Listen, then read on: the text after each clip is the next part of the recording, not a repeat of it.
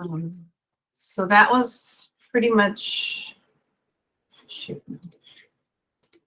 So that was pretty much it for homework questions. Did anyone have anything else? Because it seemed like for the most part, everyone was okay with using the derivative rules.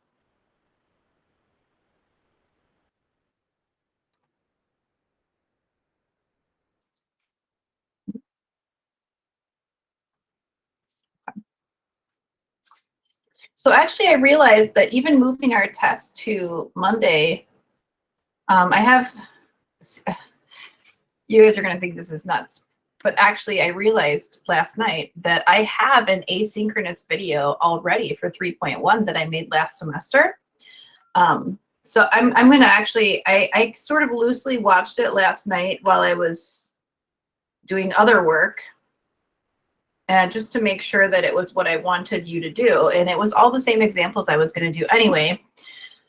So I figured, why reinvent the wheel and completely redo the video? I'll just give you the link for that. To give you a little context, I had broken my foot like a week prior, so it was a terrible situation. And I'm going to put this in my email to you, but around the 57-minute mark, my power went out and I had to splice the video. It was really ridiculous, but it all still applies, and I verified to make sure that it was still clear, and it is. So that's what I'm going to give you for your asynchronous work for 3.1. So tonight, let's focus on 2.4. Get into 2.5, but let me look at it again. You see my notes for 2.5. It's really not that long of a section. If you want, I can get your feet wet on 2.5 a little bit, and then we could tomorrow finish 2.5, and then sort of we could go over some review problems for the test if you want to do that, and kind of see where we are, because we don't actually have to press too far ahead into chapter 3, because really we were set to start it Monday anyway, and you'll be starting it for your asynchronous work. So we're doing okay. We're doing just fine. So let's see how we do with 2.4. There weren't any other homework questions?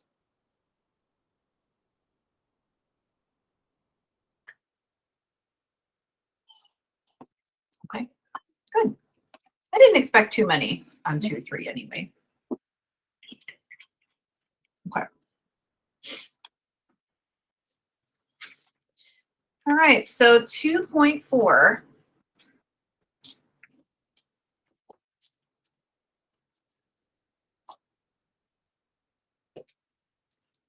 We are going to be differentiating using the product and quotient rules. So we're going to be looking at products and quotients of functions.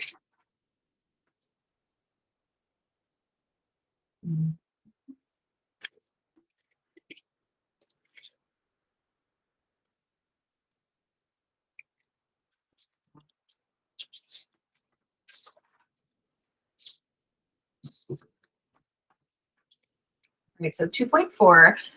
This is very, very, very, very important. I mean, most of the stuff we do all kind of builds on, builds on itself as we move down the road. But definitely the product rule and the quotient rule are extremely important. You cannot have a calculus life that is successful without them.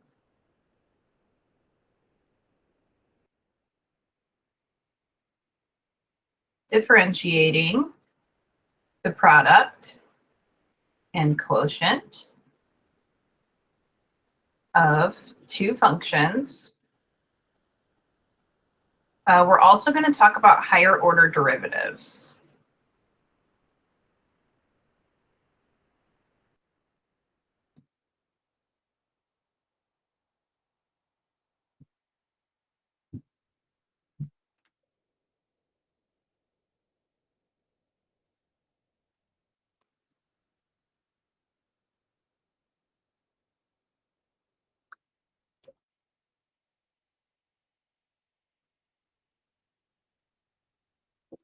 And of course, I'm going to start you off with the theorem. All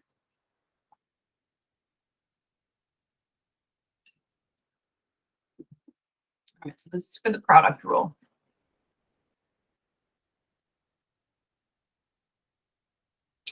So last time in 2.3, I was telling you that you cannot just take the derivative of one factor and multiply it by the derivative of another factor. It doesn't work that way. So I'm going to give you the product rule now for if you're taking the derivative of a product of two functions of f, or two functions of x, I'm sorry, I should say. If f and g are differentiable functions,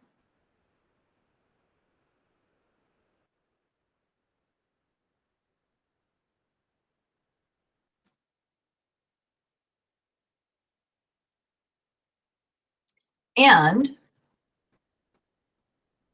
if your function, big F of x, is just the product of two factors, f and g, then your function is differentiable.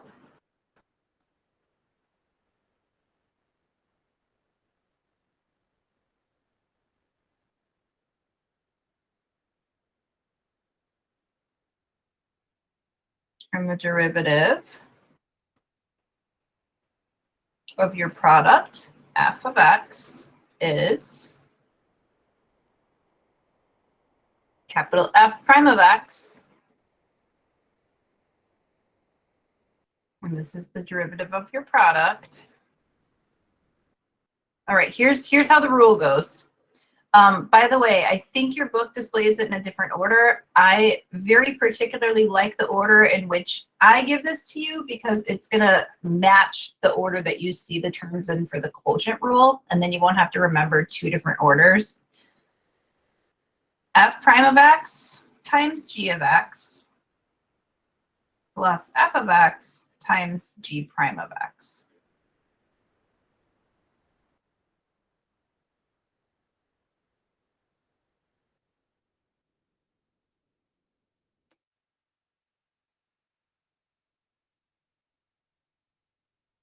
And we're going to use this rule like crazy. So if you would like to highlight it or put a giant box around it or a cloud around it or star it or something, make sure it sticks out to you. Hopefully you use it enough that you won't even need to do this because you won't be like, I wonder what the product rule is. This is something you're going to use every day through chapter 4. So very, very, very important rule. F prime g plus f g prime. So of course, I'm going to give you some examples of how to use this rule. And then I'll give you another variation of the power rule we talked about yesterday, as your book kind of very slowly gives you this power rule piece by piece. So let's focus first on products. Example 1, differentiate. So differentiate just means find the derivative.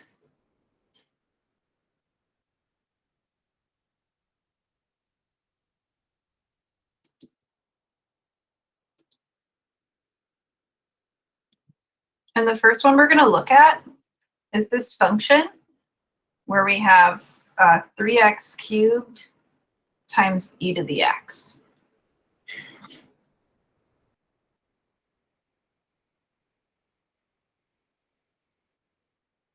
Now, Monday, you learned how to take derivatives of these factors individually. So you learned how to take a derivative, for example, of 3x cubed, and you learned how to take a derivative of e to the x. Today, we're multiplying these two functions together. Now, most of the time you're going to use the product rule. It's going to be because you're looking at a function that is the product of two different types of functions of x. It doesn't have to be, because I'm going to show you an example where that's not the case. But usually you're going to be looking at one type of function multiplied by another. Like, for instance, a polynomial multiplied by an exponential function. So what you're going to do is label the pieces of your function. My suggestion would just be label one of the factors f and then label the other one g. And then we're going to go through and use the product rule just as we're seeing it given to you in this theorem.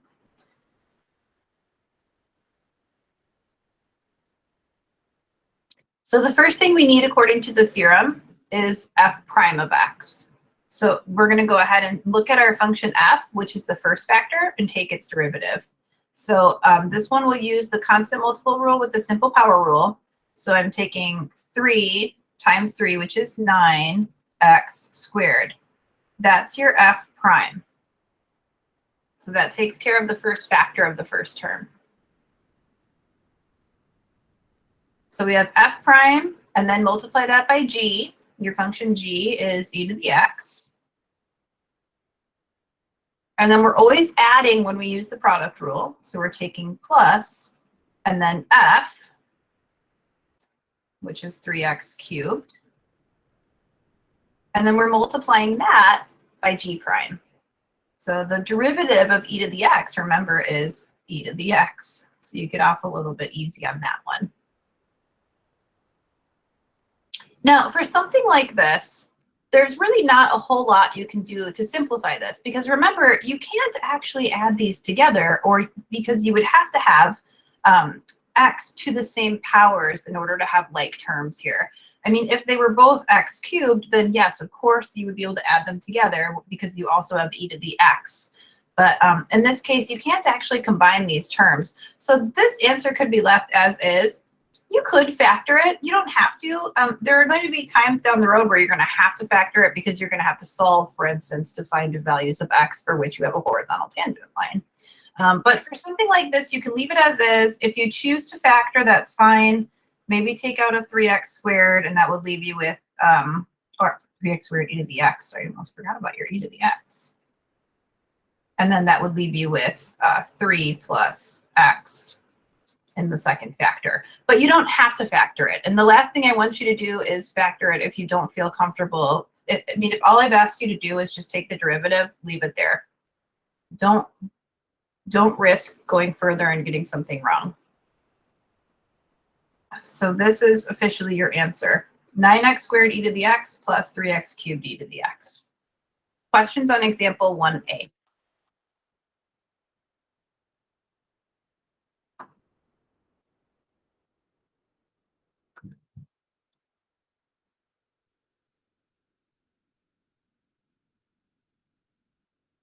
So b, the function is 2x squared times the quantity x cubed plus 3. Now, if you would have seen something like this on the work from 2.3 yesterday, that would have been a situation where I would have told you you had to multiply the 2x squared into the function. I do think that's an easier way to do it, but I want to show you this using the product rule, and then I want to do it the 2.3 way so you can kind of see that you're going to get the same answer regardless. So let's go ahead and think about this as a product of two functions, which it is at this point. The first factor will be your little f, and the second factor will be your little g. And then we'll take the derivative of the product using the product rule. So we're going to take f prime g plus f g prime. So f prime, 2 times 2 gives you 4. Subtract 1 from the exponent, and you have 4x. So there's your f prime. I'm going to label these for a while until I feel like everyone's really comfortable with this. F prime g, and I'm going to put parentheses around g because it's more than one term, and if I don't put parentheses around it, then that 3 isn't going to end up getting a 4x distributed to it. So f prime g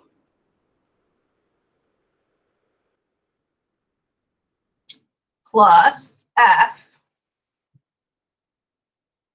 and then multiply that by g prime. So the derivative of g is 3x squared.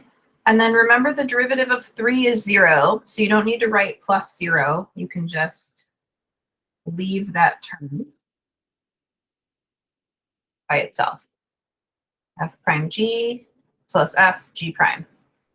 And then this you will have to simplify. You can't just leave it like this. And what I mean by simplify is not just factor. I mean, you actually need to expand this out. So you're going to distribute and then combine like terms if you can. So you'll have 4x to the 4th plus 12x plus 6x to the 4th.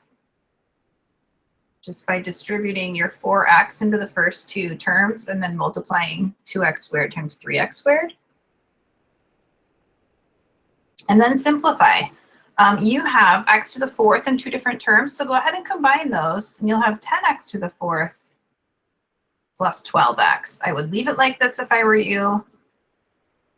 Factor when you're done if you want, but you sure don't have to. And if you were going to factor this, sometimes I like to factor just because it gets people really familiar again with factoring if it's been a while. The common factor would be 2x, and that would leave you with 5x cubed plus 6. But this answer is really, if I'm just asking you for the derivative, all I want is this expanded form simplified.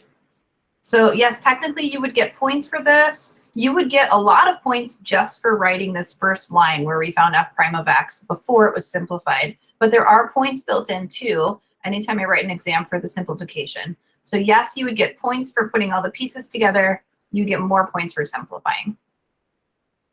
I want to show you how to do this the way we would have done it in the last section on Monday.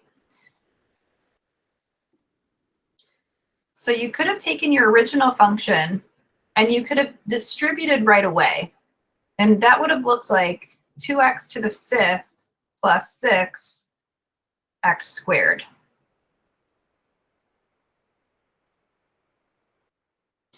Remember when you're multiplying and you have the same base, you add the exponents. So that's where we get the fifth from. The 2 plus 3 gives us 5. So in 2.3, you would have rewritten the function first and then taken the derivative. So you'd get 10x to the fourth plus 12x. And oh my gosh, wasn't that so much easier? If you have a product like this where you're just multiplying two polynomials together, it is much easier to not use the product rule. In general, if you can avoid the product rule, avoid it, because it is just more steps that you're going to have to work with. But notice that you do get the exact same answer. It's just that you're arriving there in a different way. Remember that that only works for B because we had two polynomial functions we were multiplying together. For part A, we didn't have the option to do that because you were multiplying a polynomial by an exponential function. So there was no way that we could have rewritten A. We had to use the product rule. And in most cases, you will have to use it, especially when we work into 5 and you start to learn how to take derivatives of trig functions. You're going to be taking a trig times a polynomial or a trig times an exponential times a log function. You'll be seeing all kinds of different things. So, but if it's something like this and you can rewrite it, do it. Save yourself the time. I'm not going to force you to use the product rule unless it's required because of your function. All right, question on B.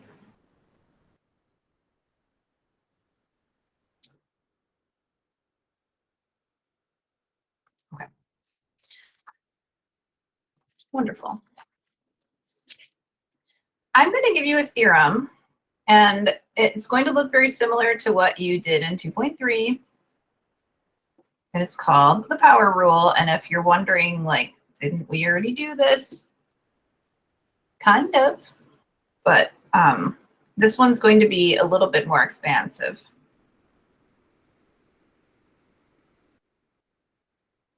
The derivative of y equals x to the n. Yes, we were looking at y equals x to the n on Monday.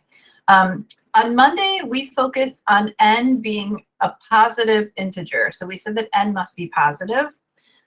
Today, we're talking about n being any integer. So that means that n could also take on negative numbers, negative integers. So -1, -2, -3, so on and so forth. So we would say where n is any integer is y prime d dx of x to the n And this is going to look exactly the same as the simple power rule did last time. This time we're just specifying that it's possible that your exponent could be negative. This is just going to be n times x to the n minus 1th power. So same exact power rule, we're just now expanding this to include negative integers for n. And then once we get into chapter 3, we'll expand this a little bit further and talk about it applying to any sort of rational exponent n. So if you've had calc before and you're like, yeah, but does n have to be an integer? We're going to get there. I had a student last semester who constantly was like, is today the day? Is today the day where we're going to get to apply it to rational exponents? And I was just like, no, it's next week. It's coming slowly but surely. All right, so now we have this, and I'm going to give you a couple of examples of how to use this before we talk about the quotient rule. Differentiate.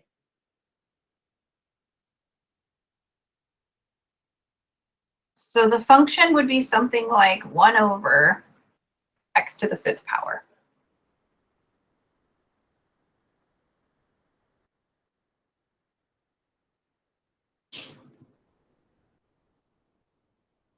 In order to use this power rule, we're going to have to write the function as a power of x. Remember that when you want to make your when you want to move the exponent's position in the fraction, you need to take the base with the exponent and change the sign on the exponent.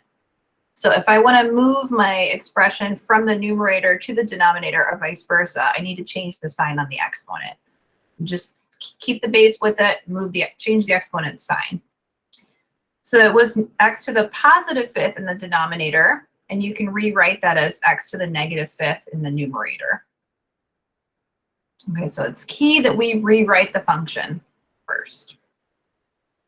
And I've noticed in the past, especially in Calc 1, if there are students who haven't had Calc in a while, they don't remember how to do this. So if you have a question on the rewrite, let me know.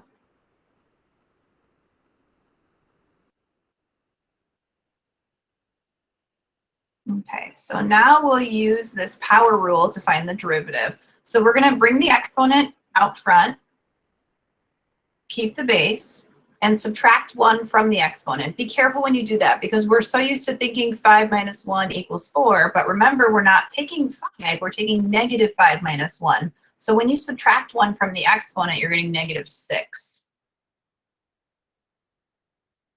Now, officially, if I just ask you to take the derivative, this is fine, unless I specified that your exponents have to be positive. I used to teach this class out of a book that was very strict about the way that students simplified. So I used to give instructions on the exam that were very explicit, like you must include only positive exponents in your answer, or your answer must be written as one term. And sometimes that is an incredibly difficult instruction.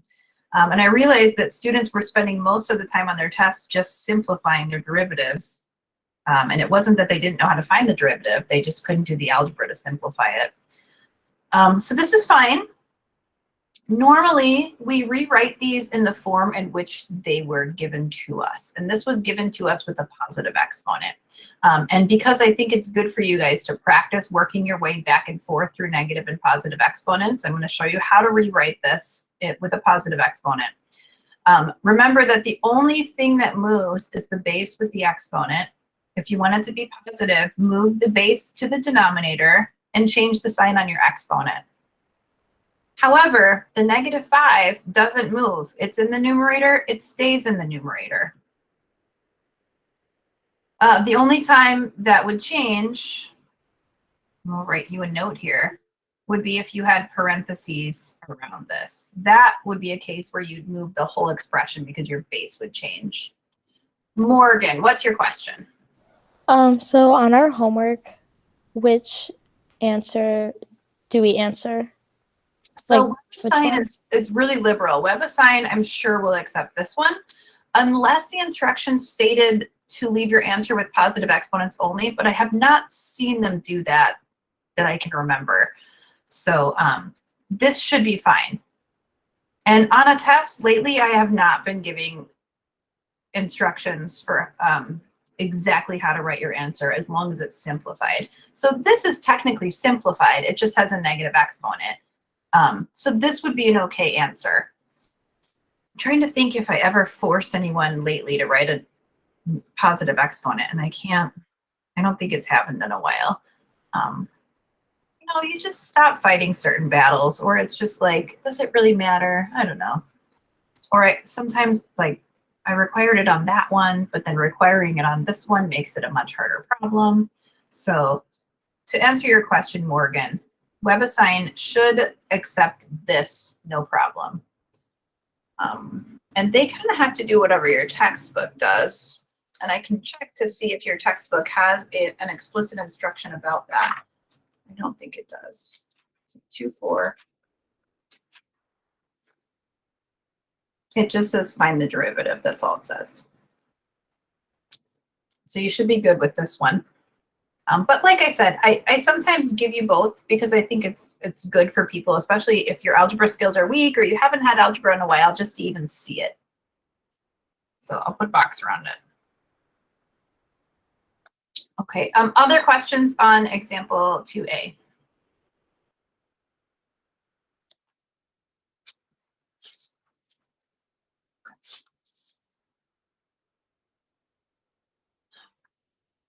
All right, let's do B. So your function for B, it can be capital F, it doesn't matter, is 4 plus 5 over x minus 5 e to the x.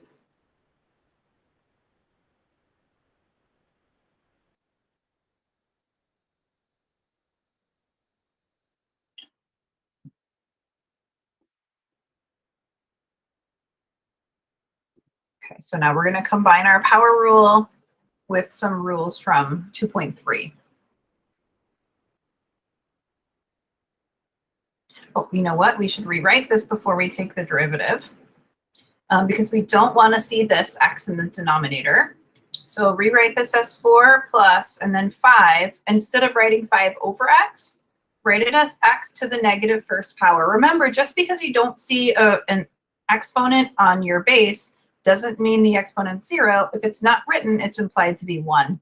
So when you move that x up to the numerator, it comes up and you switch the sign of the exponent to be negative. And the other two terms don't require any rewriting because we don't have any rule that doesn't allow us to take this derivative as is. Any questions on the rewrite?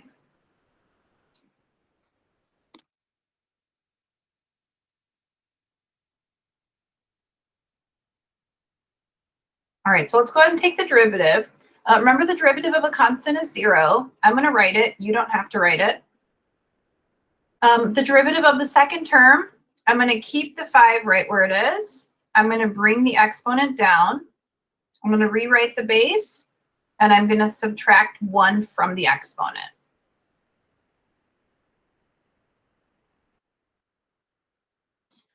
Now for the last term, the derivative of e to the x is just e to the x. So using the constant multiple rule, our last term actually does not change. So I'm going to rewrite this one more time.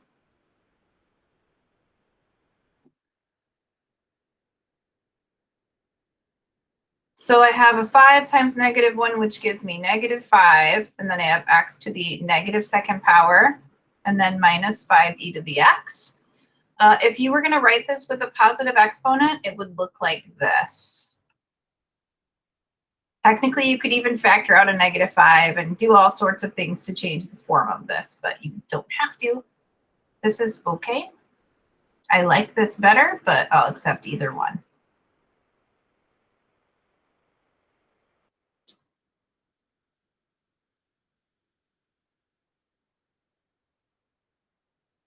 If you were going to factor, you would factor out a -5.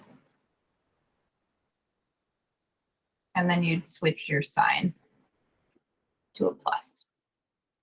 But again, sometimes I just show this because I think it's good for you to see.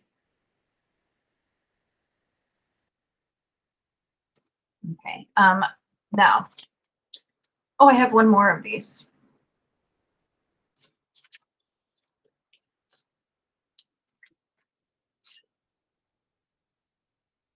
Technically, I have two more. I'm debating the last one.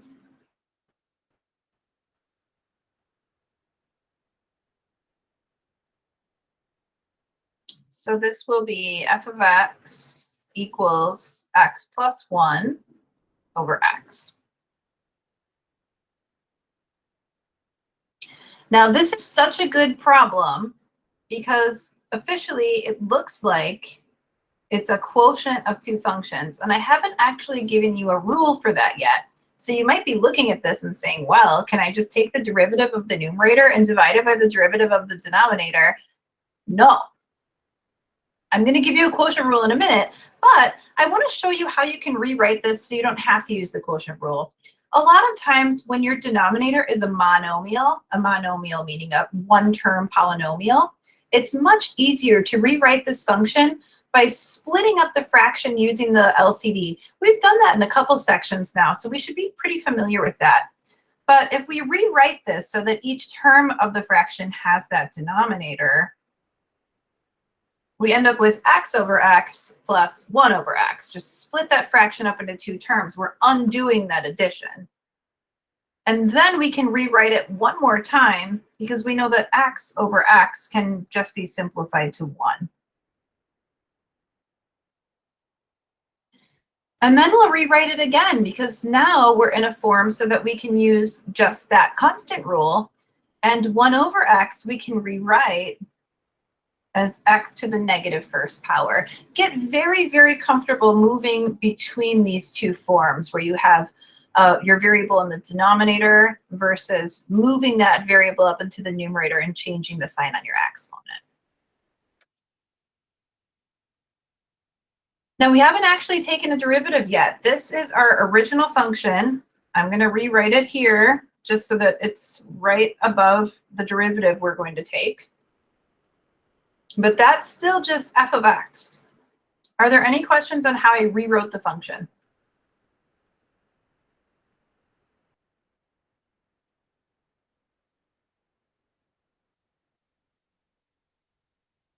Okay, terrific.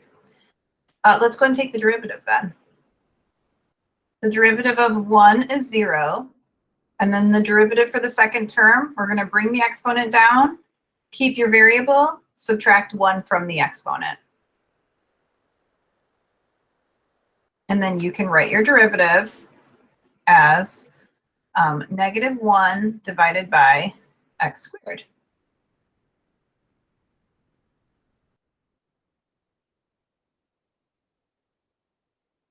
Now, if I think to do it, we'll look at this again when I give you the quotient rule, and you can see how you would get the exact same answer, but using the quotient rule is actually a little bit harder. Just like how if you don't have to use the product rule, you shouldn't use it. It'll be the same thing for the quotient rule. If you don't actually have to think about the quotient of two functions, it makes your life a lot more easy derivative-wise.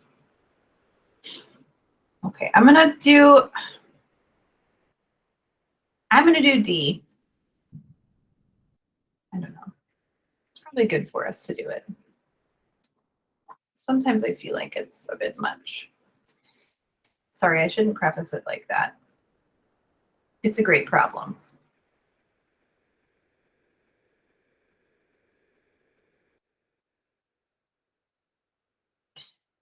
All right, so your function is x minus 8x to the negative first times e to the x plus x squared.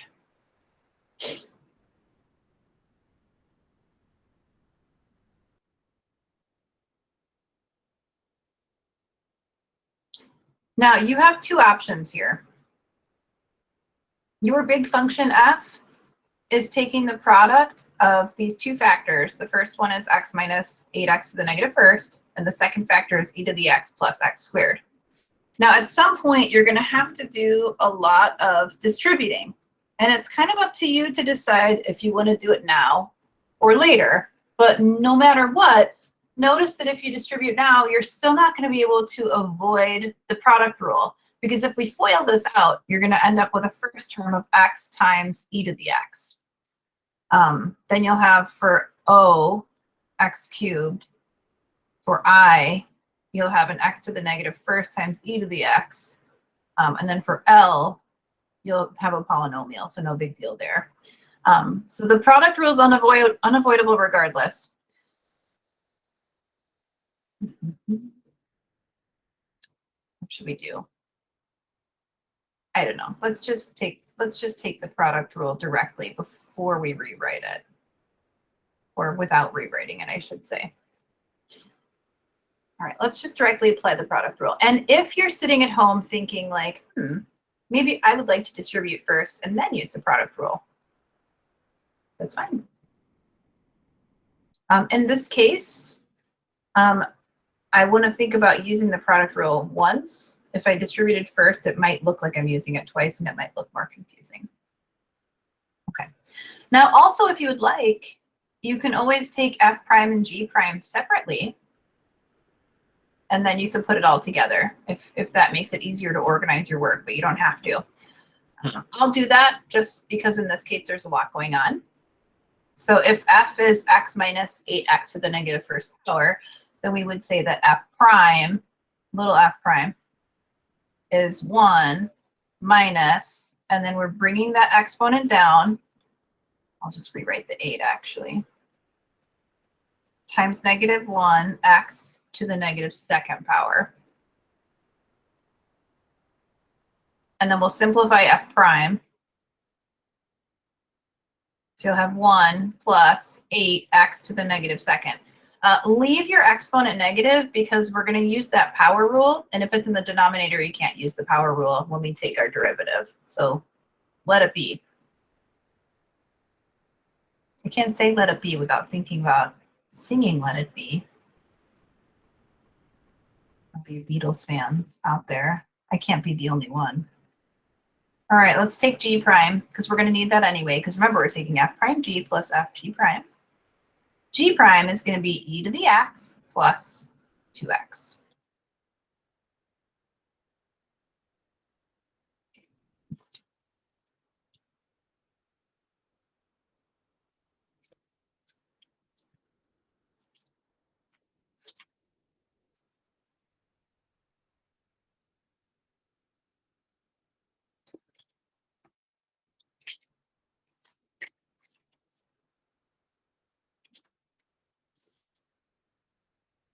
All right, now that we have our components, and if you have a problem that's a little bit hairier like this one, you might want to split it up into components first.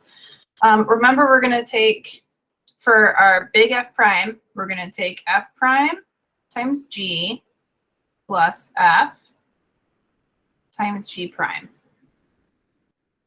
And then we're going to simplify. Before I continue, does anyone have a question so far?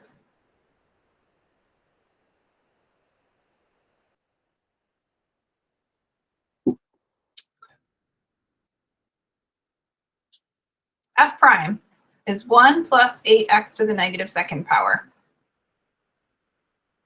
Anytime you're dropping in a quantity that has more than one term, use parentheses. So there's f prime. We'll multiply that by g. So e to the x plus x squared.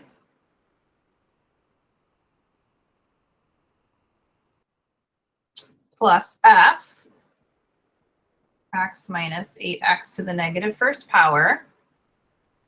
And then we'll multiply that by g prime, which is e to the x plus 2x. Now, if I gave this to you on a test, you would have gotten most of the points already, but you would be asked to simplify, and that's where you're going to have to FOIL. Now, the part of this that you might not like is now you have to FOIL twice versus up here you would have FOILed once. But up here, if you FOILed right away, you'd use the product rule twice, whereas here you only had to use it once. So it's kind of pick your poison. Questions on F prime?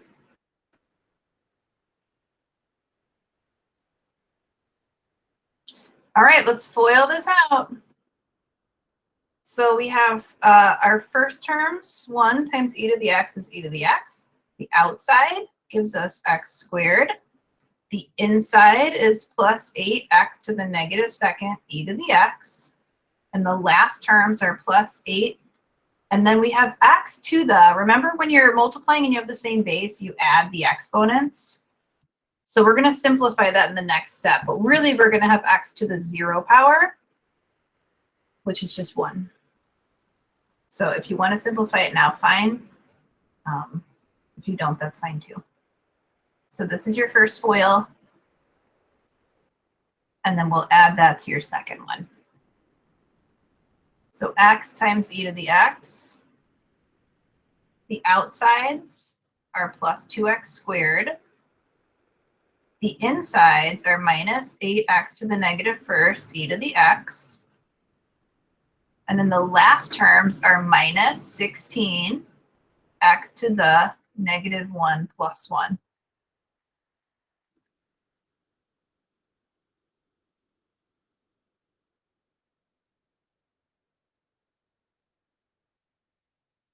And then we'll see what we can simplify here. Like for instance, I noticed that in both cases, the O's are x squared terms. So we can go ahead and combine those together. This O with that O. Now, our F's are x e to the x and e to the x. I can't combine those. I don't have an x to the negative second e to the x. That's fine. But the L's we're going to be able to combine once we simplify them because we're just going to have constants there.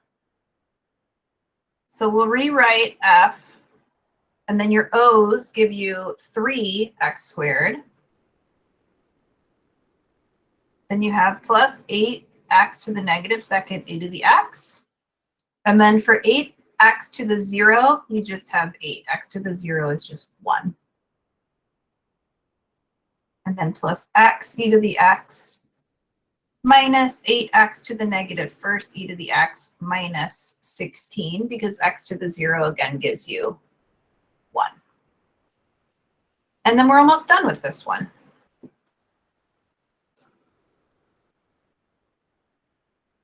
So now I just want to combine these two terms. And that's all we can do at that point. We'd be done with this one. So you'll have a minus 8 plus x e to the x minus 8x to the negative first e to the x.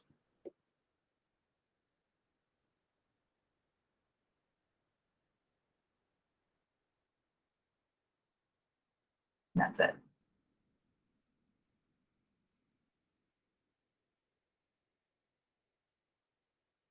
So kind of hairy, but you won't see anything worse than that. Not that I can think of. For the most part, I was telling someone the other day, for the most part, your book actually takes it pretty easy on you. And then randomly, they'll throw in something kind of crazy. And it can be kind of hard to catch when I assign it. Okay, questions on D?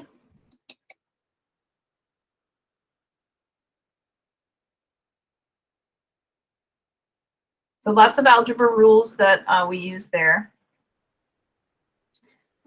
Without further ado, we'll talk about the quotient rule.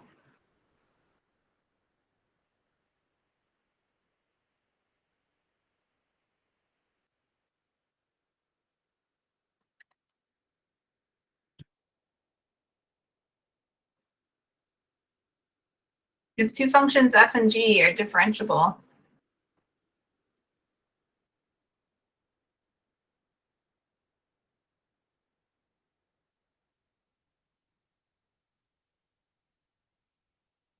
and if your function is the quotient of f and g,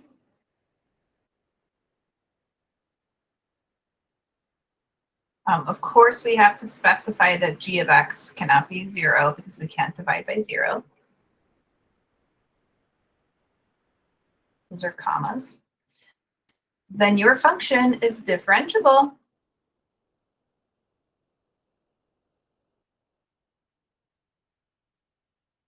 And we would say that f prime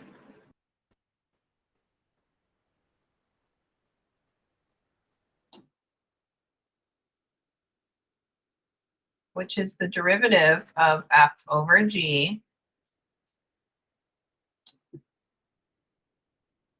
is equal to, okay, so this is going to look at the beginning like your product rule, and then we're going to have something that we're dividing by. And the big difference is that your quotient rule uses subtraction instead of addition. So instead of taking f prime g plus fg prime, we're going to take f prime g minus f g prime. And then we have a quantity in the denominator. We're going to divide by g of x, quantity squared.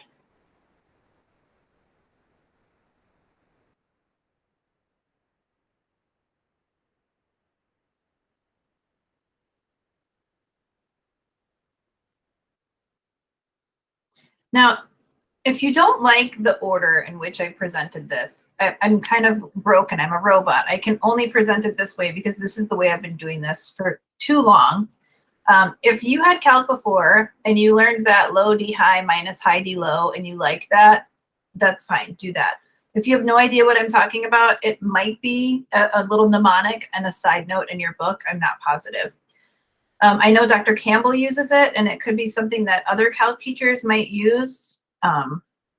Low d high means low times the derivative of high, and then minus high times the derivative of low divided by the denominator squared.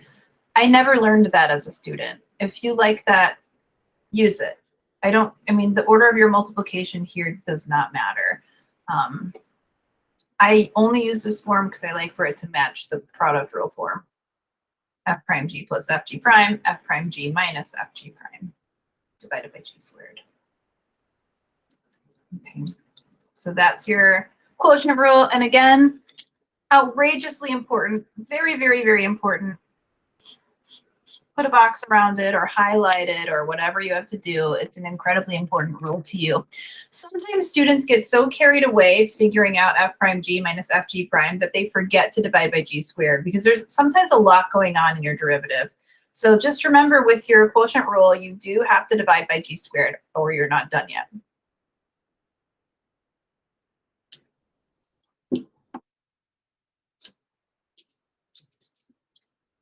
So let us use the quotient rule.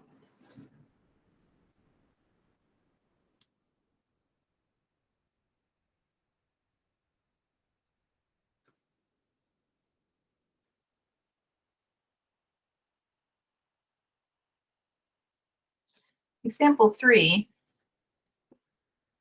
differentiate.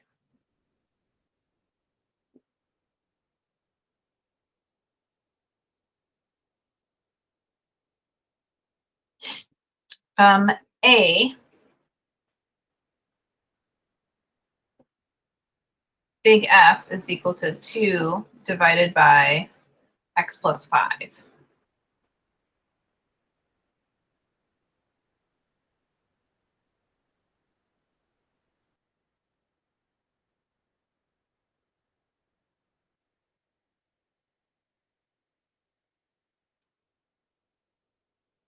Now you're going to let the numerator be little f, and the denominator will be little g. If you want to break this down into components, you might find that helpful. F prime, you would say, is equal to 0 because the derivative of a constant is 0. And g prime, we would say, is 1 because the derivative of x is 1 and the derivative of 5 is 0.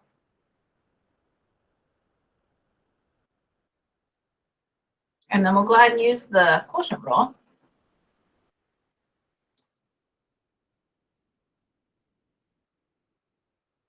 So we're taking f prime times g. So f prime is 0 times g. Anytime you drop in more than one term, make sure you put parentheses around it. The quotient rule uses a minus sign, and then f g prime. So f is 2, g prime is 1.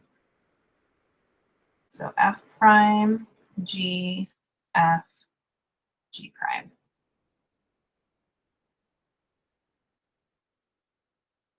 And then we'll divide that by g squared. Don't forget your parentheses. And then we'll simplify. There's really not a lot of simplifying to do, however. Note that the first term in your numerator has a factor of 0. 0 times any quantity is still going to be 0. So you're going to have 0 minus 2 divided by x plus 5 quantity squared. And then that really just gives you negative 2 divided by x plus 5 quantity squared. This is one that down the road in chapter 3, you're going to use the chain rule most likely to find because the numerator is a constant. But at this point, the only tool you have at your disposal is the quotient rule. You guys are really, really quiet today. Are there any questions here?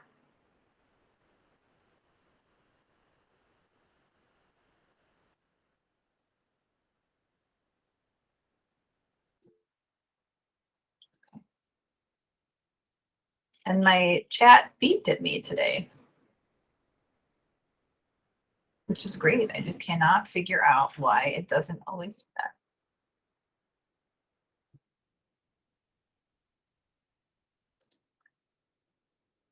All right. Let's do some more quotient rule then.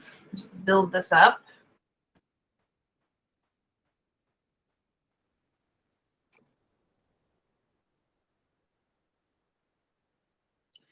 We're going to have 3x squared divided by e to the x. Now, again, if you don't have to use the quotient rule, don't use it. But in this case, there's no way that you can rewrite this function that will allow you to use any other rule. You're going to have to use the quotient rule no matter what. And there's really no rule that you're going to learn in this class that will teach you to do this anyway other than the quotient rule. Okay, so again, as you're getting used to this, label the parts. The numerator will be f, the denominator will be g. And then you can say that f prime is 6x and g prime is e to the x.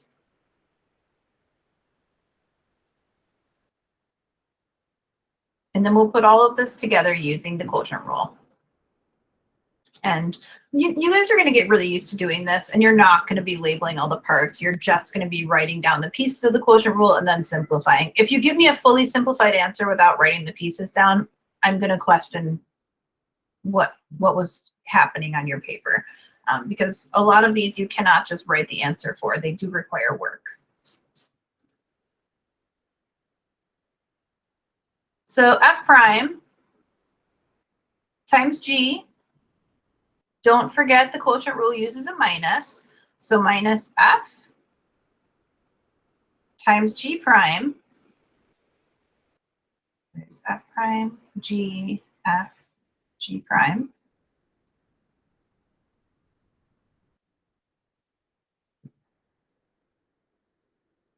All divided by g squared. Now I'm going to show you how to write g squared in a better way. And we'll do that when we simplify. I'm going to show you two things actually, because we're going to have to simplify this one a little bit more. So officially, there's really not a whole lot you can do with the numerator because you have a 6x and a 3x squared. If you're noticing right away, and some of you will be, that you have these factors of e to the x in each and every term, and you can go ahead and cancel them, that's fine. I don't need you to go through this process that I'm about to show you. But first of all, I want to note to you, so that you've seen it, I don't know if it's going to come up again today, that e to the x squared is often written as e to the 2x. So I just want to make a note of that these two expressions are the same. Remember, when you take a power to a power, you multiply the powers. So when you see this, I don't want you to be confused and wonder, well, how did they get e to the x squared and turn it into e to the 2x? They're equivalent, same thing. I didn't do anything else here. If you find it easier to deal with having it squared, that's fine. But since I'm going to be canceling something out, I want to show you how that's going to work in a problem like this. Remember, you can't cancel anything out unless it's been factored. So looking at your numerator, each one of these terms has a factor of e to the x. Now, that's what you're going to cancel out. So I wouldn't really factor anything else out at this point, just an e to the x. And that leaves you with 6x minus 3x squared. I know, normally you would have also factored out a 3x. Don't worry about it in this case. And then in the denominator, if you would like, for factoring and canceling purposes, if you would like to write e to the x squared as e to the x times e to the x, you might find that more helpful when you're canceling. Up to you. But this might make it easier to see that you have a common factor of e to the x in the numerator and the denominator. And then when you rewrite your function, your simplified answer looks like this. 6x minus 3x squared divided by e to the x. It's fine, it's done. If you want to factor the numerator, fine, but you don't have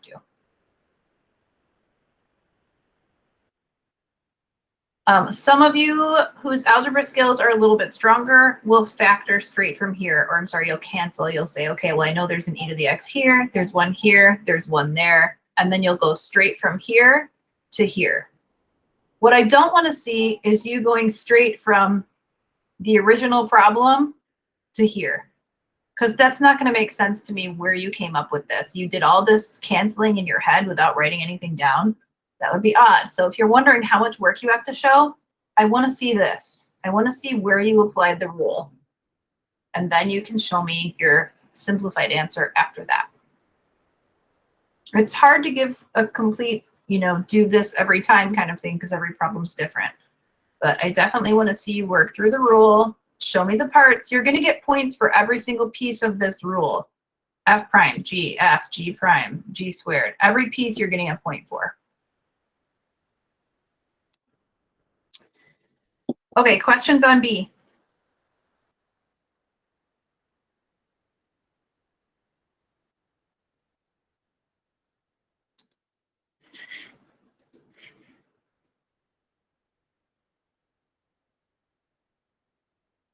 All right, C. F of x is 3x plus 1 divided by 2x cubed minus 1.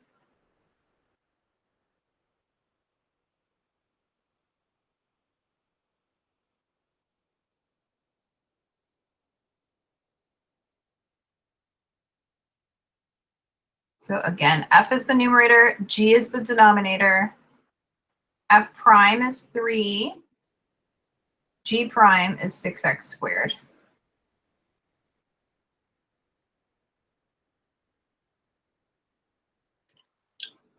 So notice how today we're applying the rules from 2-3 that you learned on Monday, but we're not really putting a lot of time and emphasis on it. It's something that you should have mastered already.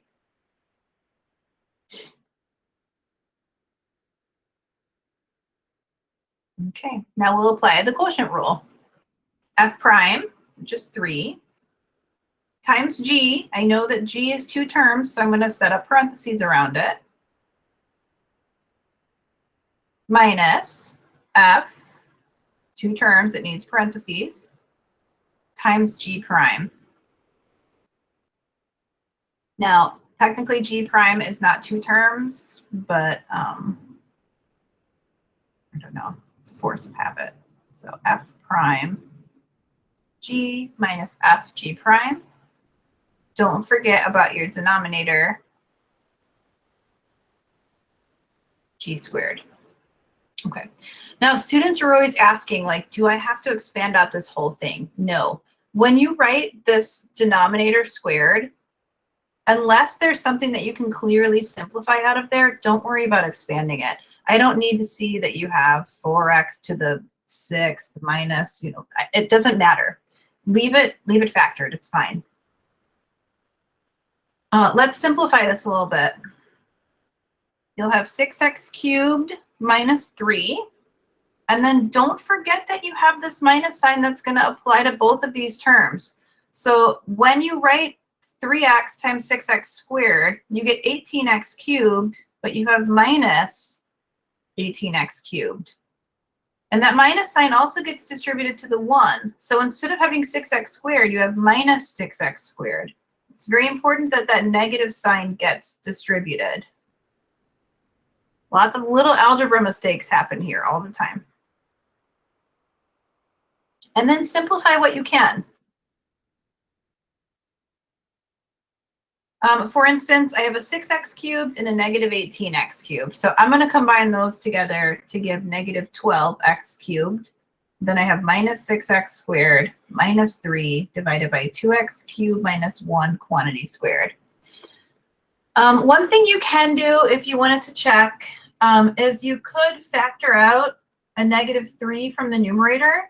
But notice how you have x cubed, x squared, and then a constant. This is not going to end up giving you a factorable trinomial, so I wouldn't worry about seeing if you have a common factor. Most of the time, 99% of the time, you're not going to get a common factor that's going to cancel. Most of the time, you're just going to have to accept that the answer is not that pretty, and that's okay. Put a box around it. Don't worry about it. I mean, if it's something I would have expected you to cancel out, it would have been obvious, like maybe not super obvious, but it's something that you could have investigated over it, looking at it for a couple seconds and recognizing like, okay, this looks like it might cancel. But this, there's no way you would get this to factor into something that has a factor of 2x cubed minus 1. So leave it.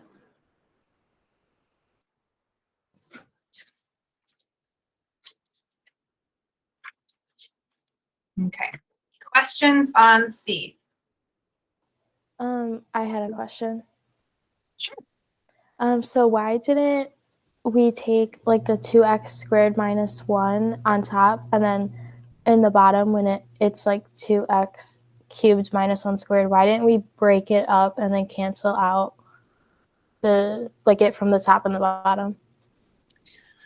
Oh, why didn't we split this up into 2 fractions and then cancel these 2? Yeah, like just like the bottom. Like why didn't we split up the bottom into like the same thing? Normally, if we can leave our answer as 1 fraction, we do that. So yeah, technically you could have done that, but then your answer would have been, I think, less simplified because you would be writing it as 2 fractions at that point, because you would be saying 3 divided by 2x cubed minus 1, well, I guess to the first power, and then minus, I don't know, 3x plus 1 over 6 times 6x squared divided by 2x cubed minus 1 squared. So you would have gotten something like this, which, I mean, to me, as soon as you split this up into 2 fractions, it's not simplified as well as it would be if you left it as 1. Is that what you're saying? Yes, like on the bottom, like if we do like 2x cubed minus 1 and then another 2x cubed minus 1, we would have to split the entire fraction. Yeah, so you'd have to Okay. split it up because, I mean, you can't, I'm actually glad you asked this because maybe this isn't where you were going with it, but a lot of times students mistakenly cancel like this factor with that factor, but remember that it has to be present in every single term. So if I was going to cancel out the 2x cubed minus 1 in the denominator, I would have also had to have had that appear in this term, and I don't have that. So since it's not a common factor in the numerator, I can't factor it out, so I can't cancel it out. Does that answer your question, Morgan? Yeah, that makes sense. Okay. Thank you. Yeah. So I mean, technically, yeah, you could enter your answer like this, and then just if you split up your denominator between the two terms, you could have canceled it out that way. But I don't know. I feel like at that point now you've got 2 fractions instead of 1, and it looks less simplified. WebAssign might accept it, but you would have to do it this way. You couldn't just cancel it here because you don't have it in this term. Other questions about that? Because I do tend to get a lot of questions about stuff like this, and I do get a lot of instances where students mistakenly cancel these factors, even though they're not common in every single term. It's a very, very common algebra mistake.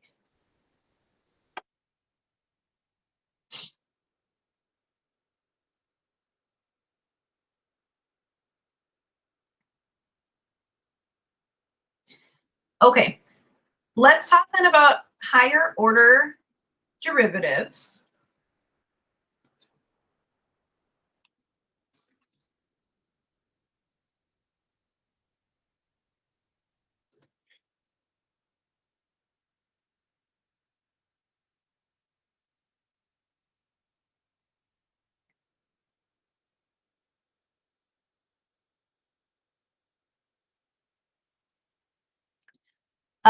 A higher order derivative just means that you're taking a derivative again. So we could say that the second derivative of f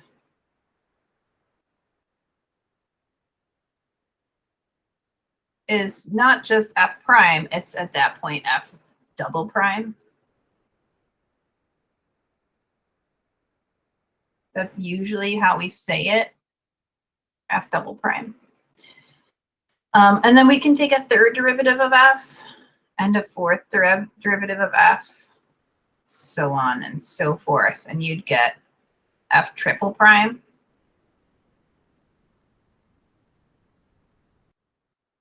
And when we take a fourth derivative, we write it with a 4 in parentheses because we don't want it to look like an f to the fourth power. But this would just be the fourth derivative of f. We don't really call it quadruple prime. I guess you could call it that. You're not really going to see a lot of fourth derivatives.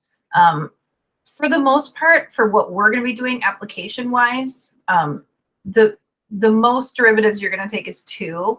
But in this particular section, they want to show you how to take higher order derivatives. So sometimes they ask you for like the 5th and 6th derivative just as an exercise.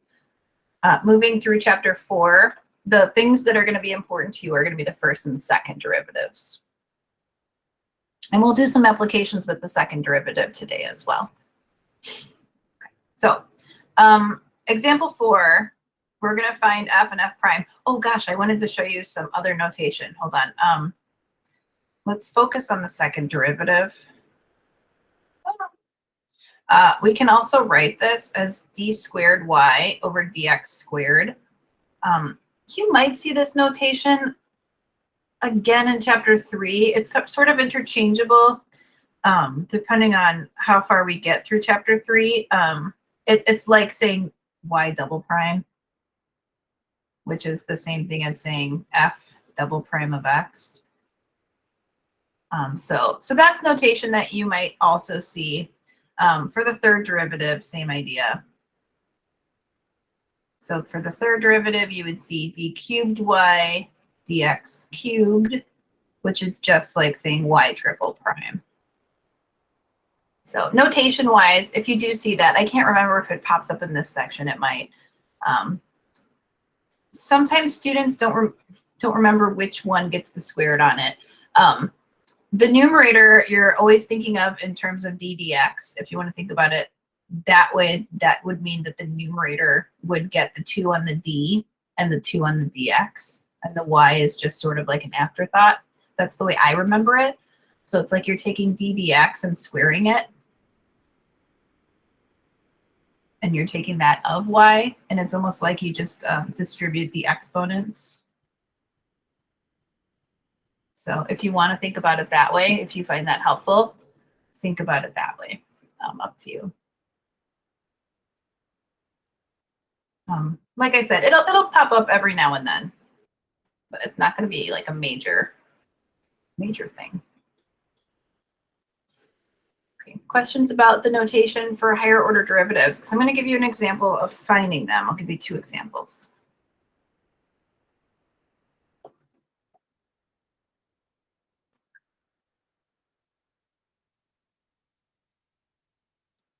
Example 4.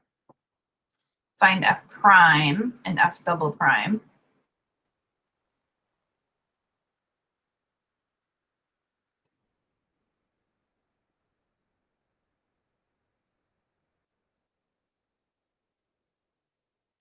Your function for a is going to be f of x is 2x to the 4th plus e to the x.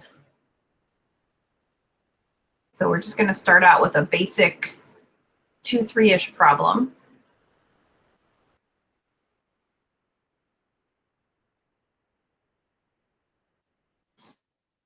So when we take f prime,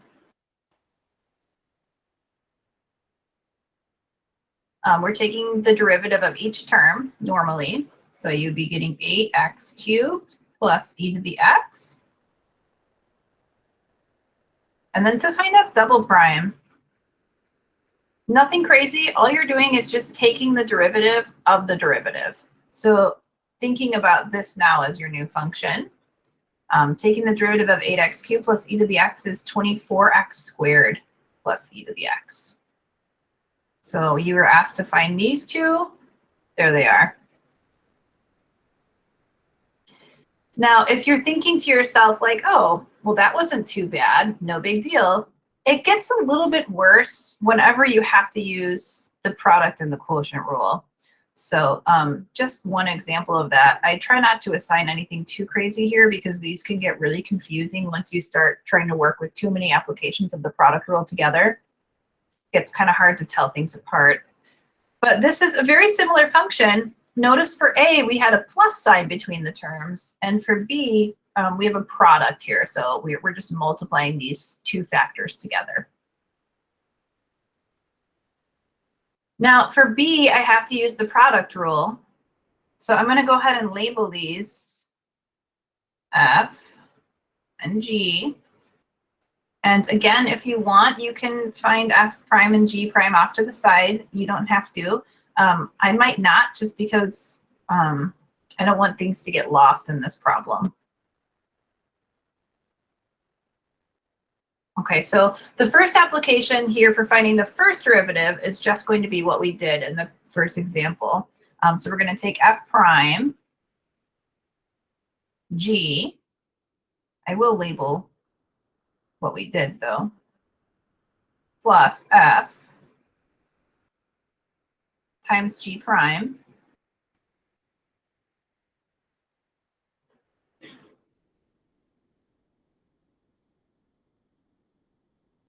Now, if you find it confusing to look at this with my notation, I'll rewrite it without all the notation so you can see it a little bit better.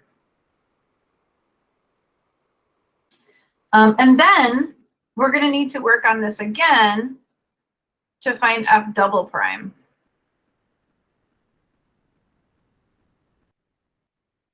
Now, you could, if you wanted to, factor out the e to the x, and then you would only have to use the product rule one time. I don't know if that's something we would all do, so I'm going to do this the way that I think you would do it. And that means using the product rule twice, because notice that for 8x cubed e to the x, we're going to need the product rule. And then for 2x to the fourth e to the x, we're also going to need the product rule. The nice thing is that this term right here, 2x to the fourth e to the x, this is the exact same quantity that we started out with. So really, I only need to apply the product rule for the first term. And then when I take the derivative of the second term, I'm really just getting this quantity again, because this derivative, f prime, is the derivative of 2x to the fourth e to the x. So consider that. All right, so for f double prime, I'm going to take the derivative of each term. So for 8x cubed e to the x, I'm getting 24x squared e to the x. So that's f prime g plus f g prime. And I don't want to start labeling these f and g because I don't want them to get mixed up with these f and g's. But see how confusing this can get already? Okay, so f prime g plus f g prime. And then the derivative of 2x to the fourth e to the x is just f prime, your original. So that's 8x cubed e to the x plus 2x to the fourth e to the x. And then we'll simplify. Before we proceed, does anybody have a question so far?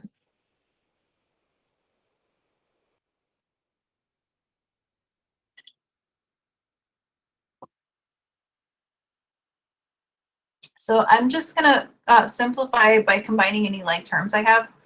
And that will just be these two middle terms, x cubed e to the x. So I have 24x squared e to the x plus 16x cubed e to the x plus 2x to the fourth e to the x. And that would be f double prime.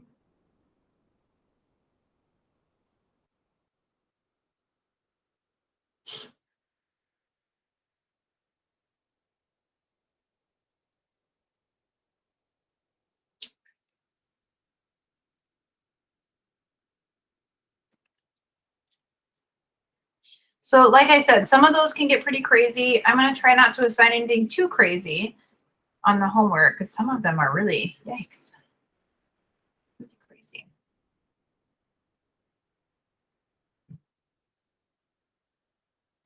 And I'm just going to do example 5. Find the fifth derivative for f of x equals x to the 7th plus 5x to the 6th minus 3x to the 5th plus 2x to the 4th. Oh my gosh, I'm running out of room. I'm going to rewrite this down here. Sorry. X to the 7th plus 5x to the 6th minus 3x to the 5th plus 2x to the 4th minus x cubed plus x squared minus 1. That's my eraser pen. Here's this guy.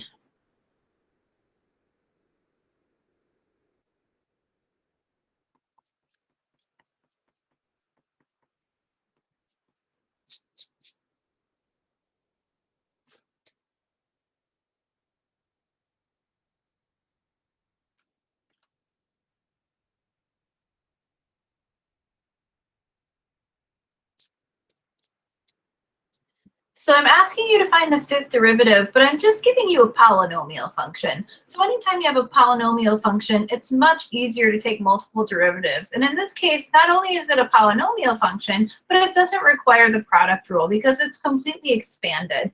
So you might be thinking, oh my gosh, fifth derivative, this sounds crazy. This should not be a big deal to take the fifth derivative. If anything, you're going to need your calculator because some of these coefficients might get kind of large.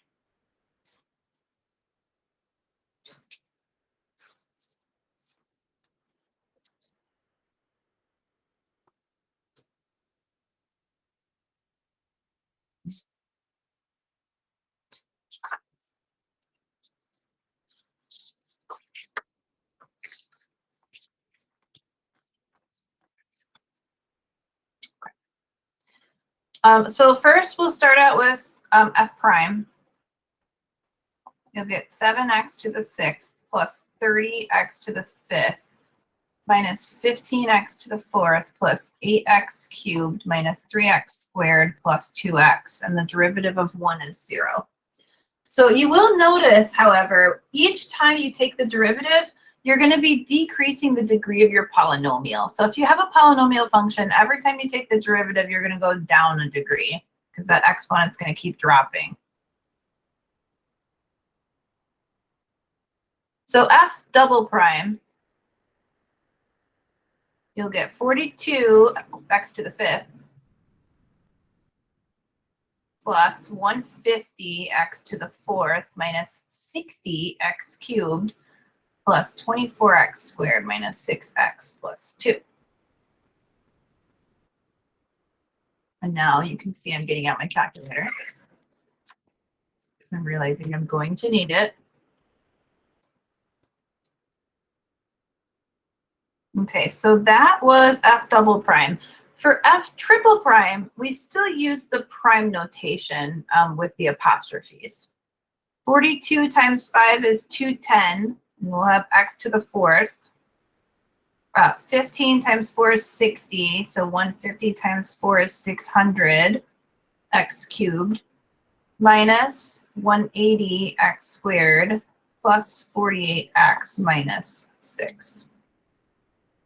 Now, notice here, the annoying thing about this is if you miss one little thing, like you maybe forget to drop the exponent or something happens with your multiplication, every other derivative is based off of that. So you might screw up f prime. Well, f to the 5th, the 5th derivative of f will then be completely wrong.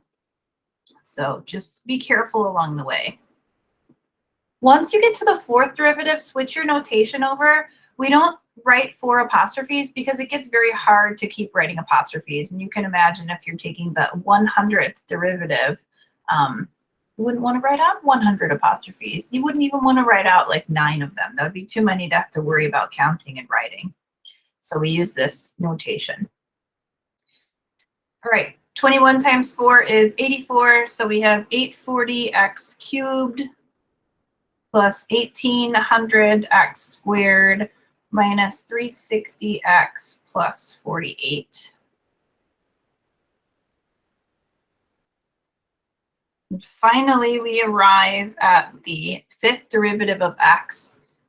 840 times 3 is 2520 x squared plus 3600x minus 360.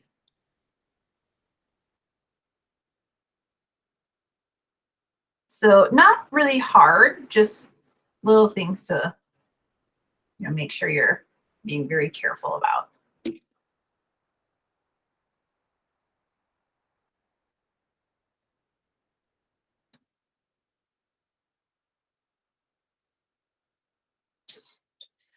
All right, questions on higher order derivatives.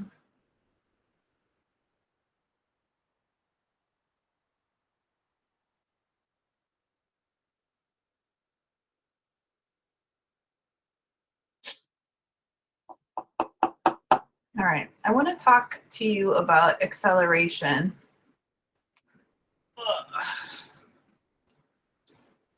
If you've had physics, well, I don't know if high school physics would have talked about it, explaining it with derivatives, unless you were concurrently taking like AP Calc or something like that. But we're going to talk about acceleration in this class because it has to do with taking a second derivative. So we're going to talk about some motion problems. And the nice thing about talking about these motion problems is that a lot of it relates back to the type of thing you did in college algebra. And in some instances, we're going to use the same types of tools that you used in college algebra. And in other instances, we're going to do the same thing using calculus. And you're going to find that the calculus methods are often a lot easier because if you think about having to find, for instance, like the maximum height of an object, well, in algebra, you might have been thinking about that with a quadratic function and having to find where the vertex was. And sometimes that could be a little bit more work than other times. But if we're talking about finding the maximum for an object, we're going to be able to use calculus to figure out, remember where those hills and valleys occurred, taking you back to sort of what we learned yesterday and what you were working on the homework. So let's talk about motion for a minute. Let's see, I feel like I need to give you some background information. Oh, yikes. Guys, there's just stuff all over the place. There's no room to spread out. All right, that's higher order derivatives. All right, so let's talk about motion. Look at this. Okay, if you have not had physics before, don't worry. You don't actually have to have a physics background in order to do this, but these are very classic calc problems.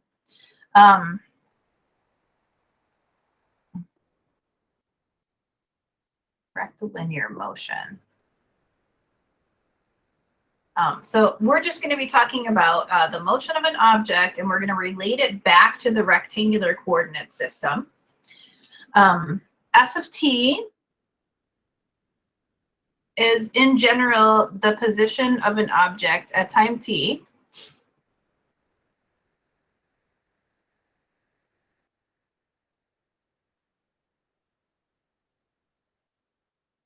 Gives the position of an object at time t. Now, notice that I did not give you S of x. We're going to be talking about these quantities as they relate to time. So when we talk about time, we're going to use the variable t. Technically, I can't fault you if you switch it to x, but you're probably going to find that it's much easier to talk about time using the variable t. Okay. All right, so that's going to be your position. Now, if you were to take the derivative of your position function, you would be able to come up with your velocity function. So s prime of t, which is d dt of s, is going to be your velocity function.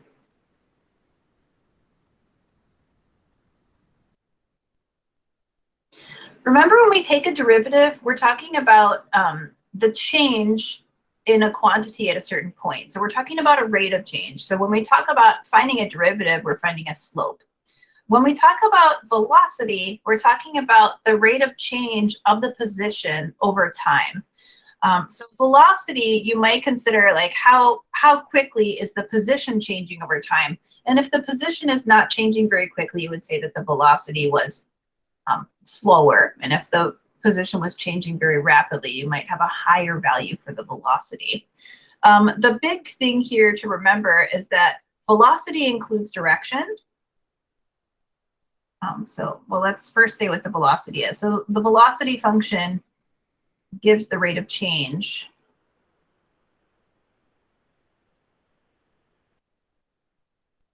of the position of an object. Now, I don't want you to confuse velocity with speed. Note that speed is the absolute value of the velocity. So this is basically just how fast an object is going, how fast the object moves.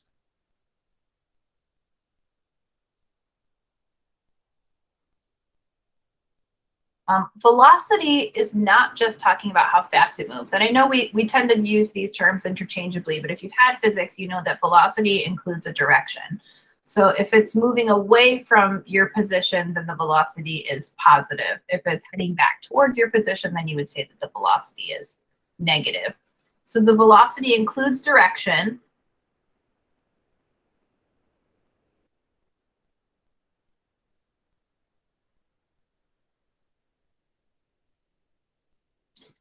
If it's moving away from the initial position, it's positive.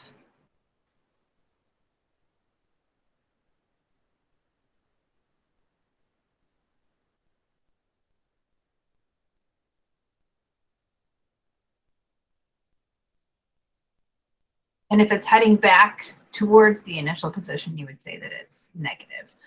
Sometimes we think about that as if the object is heading upward, the velocity would be considered positive. And if the velocity is heading downward, we would consider it to be negative. So it kind of depends on where that initial position is. Moving towards initial position. Oh, and by the way, the initial position is generally referred to as S sub naught, and we would say it's negative. Let's see, what else do I want to tell you about sort of the pre-discussion here before we get into this? Because I do want to mention acceleration. Okay, so speed does not include any direction. So that's pretty much what I wanted to say about position and velocity.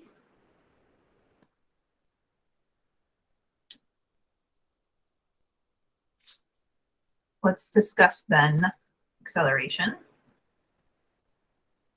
So acceleration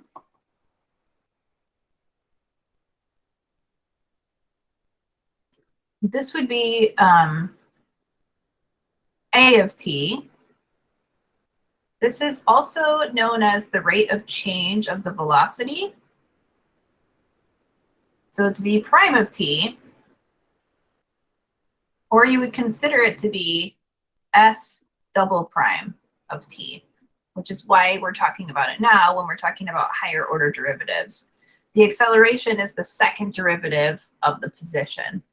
But basically, when you're thinking about acceleration, you're thinking about the rate of change of how quickly it's changing over time. So let me give you an official definition here for acceleration. Definition, acceleration. I mean, we have an idea of what we know of as acceleration because most of us drive and we have a good idea of what that means. For an object in rectilinear motion,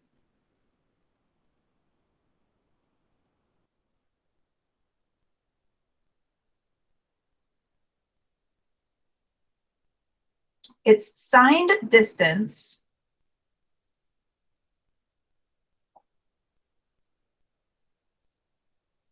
s from the origin at time t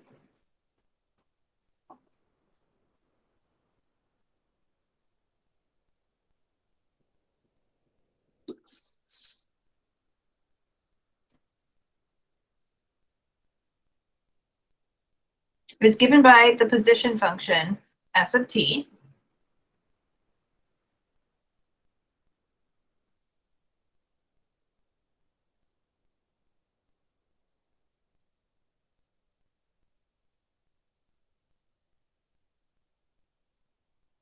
and the acceleration a of t of an object at a time t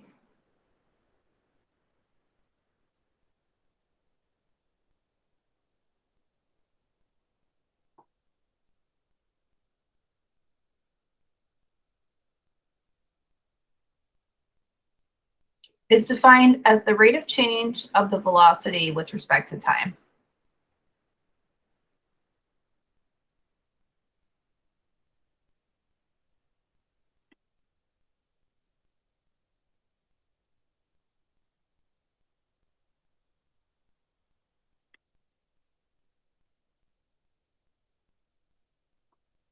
So basically, how quickly is your velocity changing?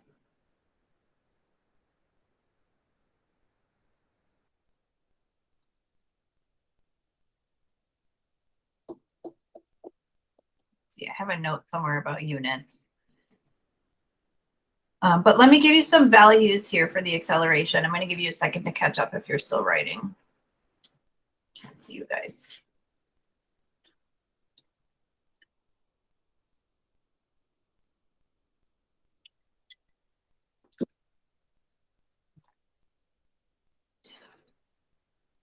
So on Earth,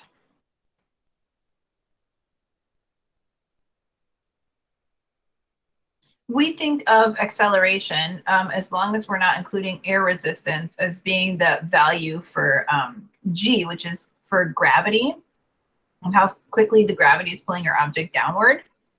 On Earth, g, which would be the acceleration, is 32 feet per second squared.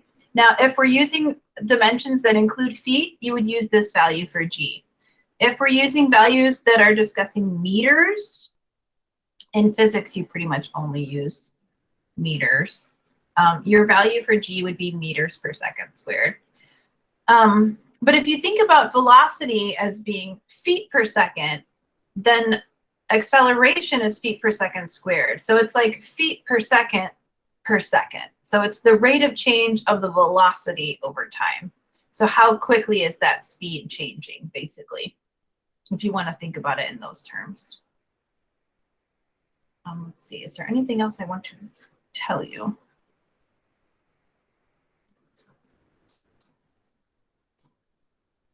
No, I don't think so. I do want to give you an example, though, that kind of puts all of this together. And like I said, a lot of this is going to be stuff that you have seen before. Normally, when you saw this in algebra, you were given a position function, and you're going to be given position functions here as well. So you're going to be given a position function and then asked to solve problems that deal with that particular function. And that's what I'm going to be doing in example 6. So I've given you some background. A lot of this you guys have seen before, but I mostly wanted to show you how the acceleration relates to the velocity, which relates back to your position. So the acceleration is the derivative of velocity and the second derivative of the position function. Okay. Okay, before I give you an example, does anyone have a question here so far? I know I've given you a lot of random notes here on rectilinear motion, kind of like a crash course, but it kind of just falls in at the end here of 2.4.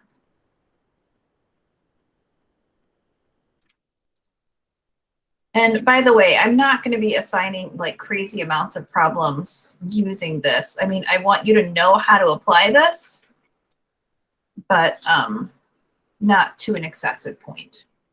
So whatever you see on a test will be similar. If you were to see this on a test, it would be very similar to what I'm about to give you for example 6. Without further ado, example 6.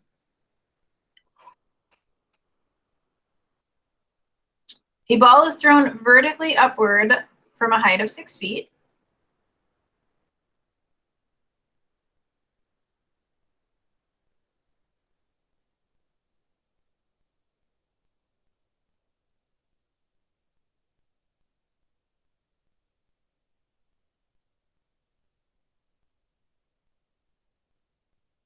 With initial velocity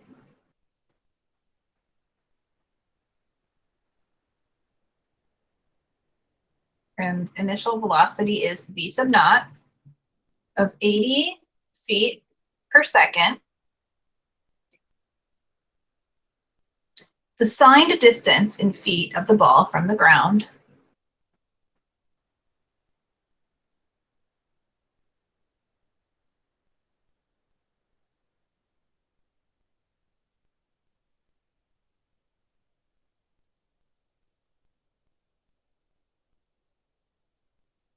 after t seconds is given by,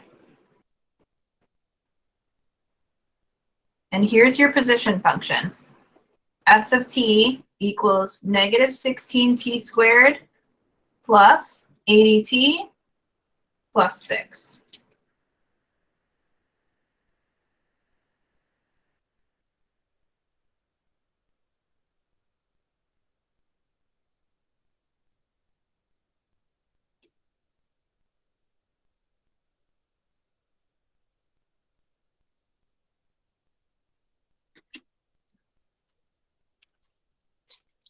Your book, I don't even think, gives you a general position function.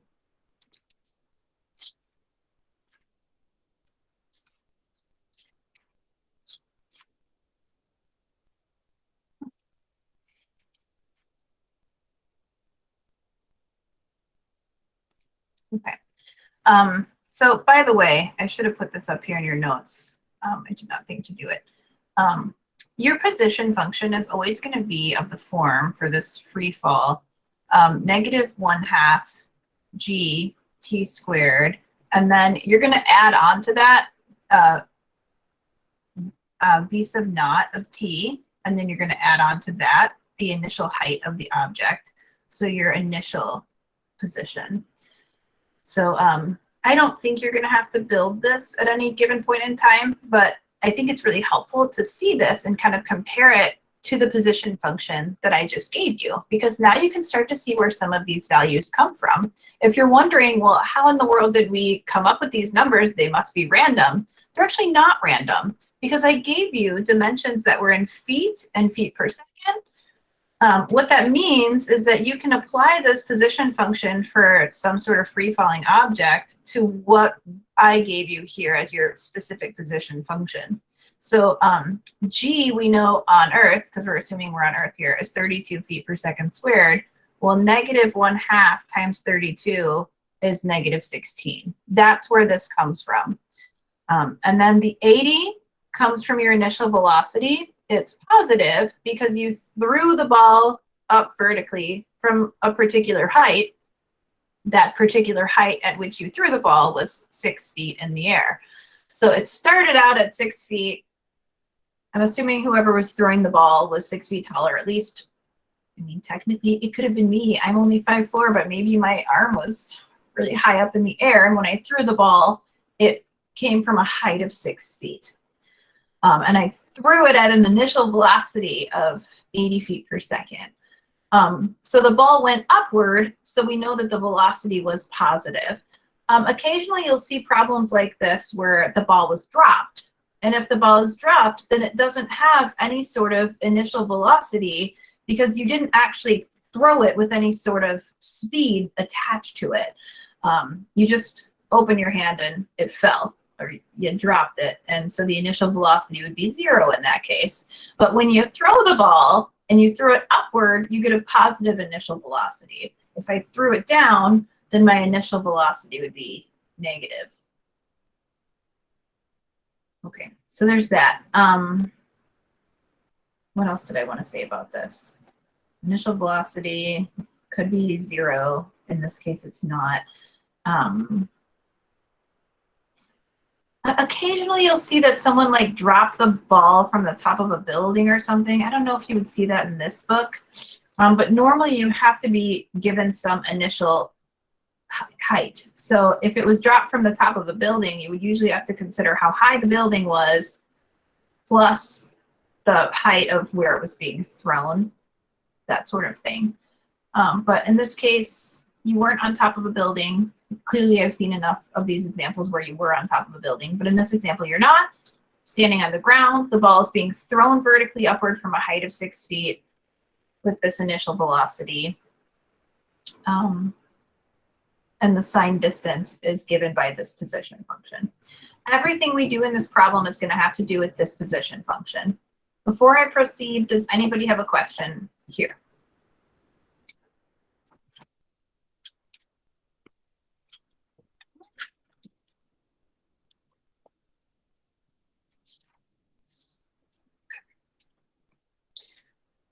So let's answer some questions about this then.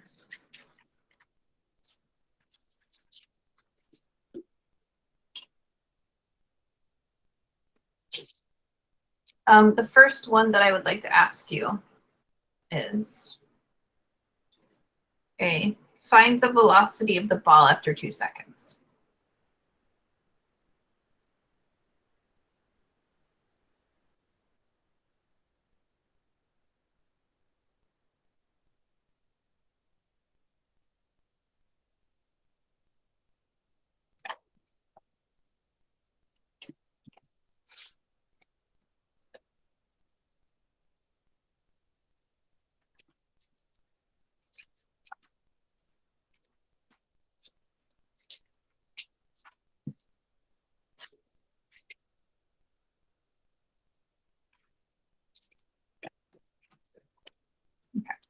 Now, to find the velocity of the ball after 2 seconds, what we need to find is a velocity function. Once I find a velocity function, then I can just let t be 2 and just evaluate that velocity function at 2. So to find the velocity function, I know that the velocity is going to be the derivative of the position. So we need to get really comfortable moving between these. So I have a position function. In order to get the velocity function, I'm going to take its derivative. So when I take the derivative here, I'm going to get negative 32t plus 80.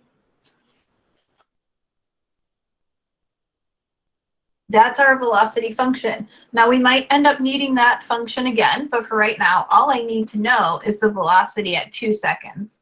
So I need to find v of 2.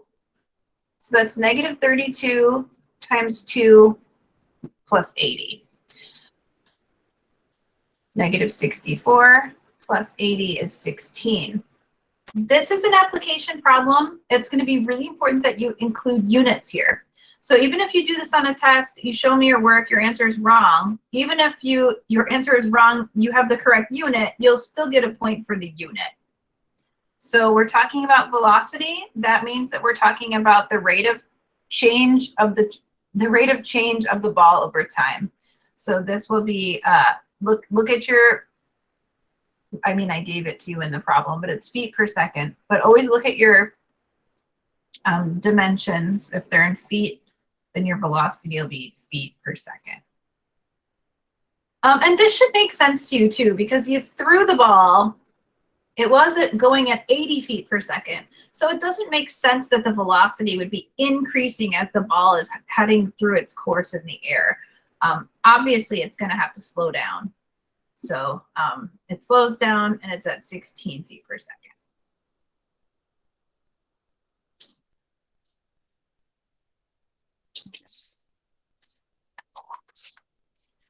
Hold on, I have to get more paper. This paper is so thick that I feel like I have way more than I have. It's like too thick. Costco paper. If it's a Costco, I have amazingly thick paper. Unnecessarily thick paper.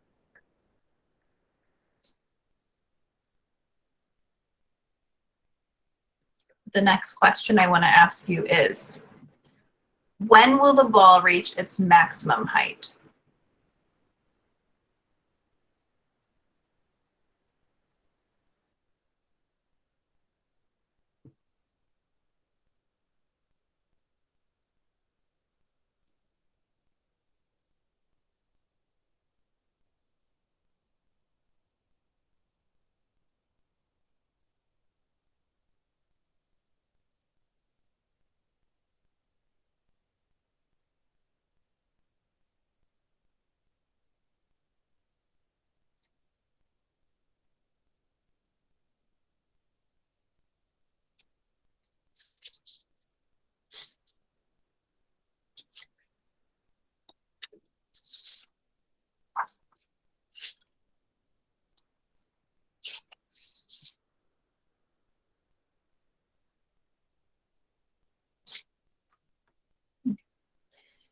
Now, think about what we said about velocity.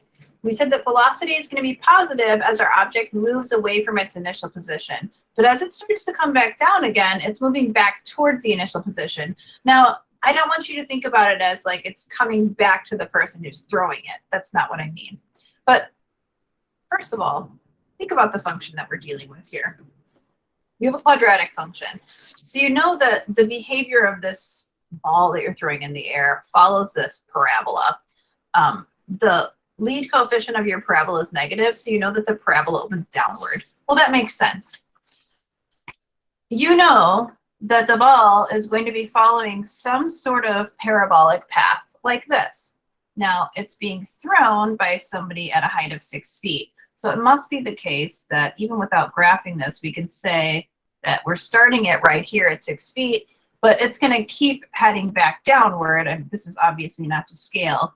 But at some point, you know, it's going to hit the ground. Oh gosh, I don't want to say X, I want to say T. And what we're looking at here is the position of the ball over time. So the position is moving away, but notice that the rate of change of the ball, well, your velocity is going to be positive as the ball moves away from you. And then at some point, it's going to reach its highest point. And you don't know what that is. That's what we need to find. And at that point, it's going to head back downward again. So what we need to determine is where this occurs. Now, back in algebra, you would have done that by finding the vertex of your parabola. I want you to do this using calculus. So think about the fact that the velocity of your ball is positive as it moves up and away from you. And then as the ball moves back down towards the initial position, which was down, the velocity is going to be negative. So to the left of this maximum, we would say that the velocity is positive, but to the right of this max, we would say that the velocity is negative. At some point between the positive and the negative velocity, we ended up with a zero velocity. V of t equals 0 at the max. It must be the case. I mean, the ball has a positive velocity, you throw it up, it keeps moving, and then all of a sudden it stops going up and it starts to go down again. And that's when your velocity changes from positive to negative. You're looking for that zero spot. And in this case, we're looking at the place where we have a horizontal tangent line, and that occurs when the derivative equals 0. So we're looking for, find where S of t has a horizontal tangent line. And this will happen when s prime of t equals 0. And we know that s prime of t can also be written as v of t.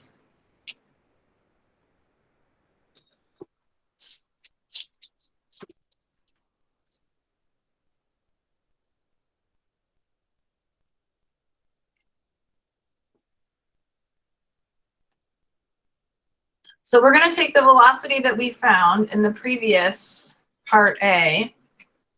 It's already long gone for me. Oh yeah, we found the velocity function was negative 32t plus 80. And we're going to set that equal to 0. Now remember, this was s prime of t.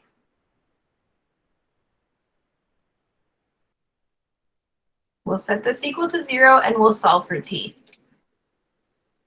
If you subtract 80 from both sides and divide by -1, or you can think of it as adding 32t to both sides, you'll get this quantity. 32t equals 80. And then t is 80 over 32, which is 2.5. Now remember, we're solving here for t. T is measured in time, and our units were given in seconds. Most of the time you will be talking about time in seconds, but of course, double check your problem statement. And that would be the amount of time that it would take for the velocity to hit 0 and your ball to hit a maximum value, or to hit a maximum height, I should say.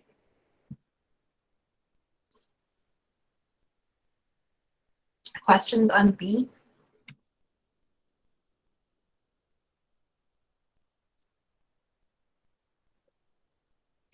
So if these look familiar, you did a bunch of them in algebra.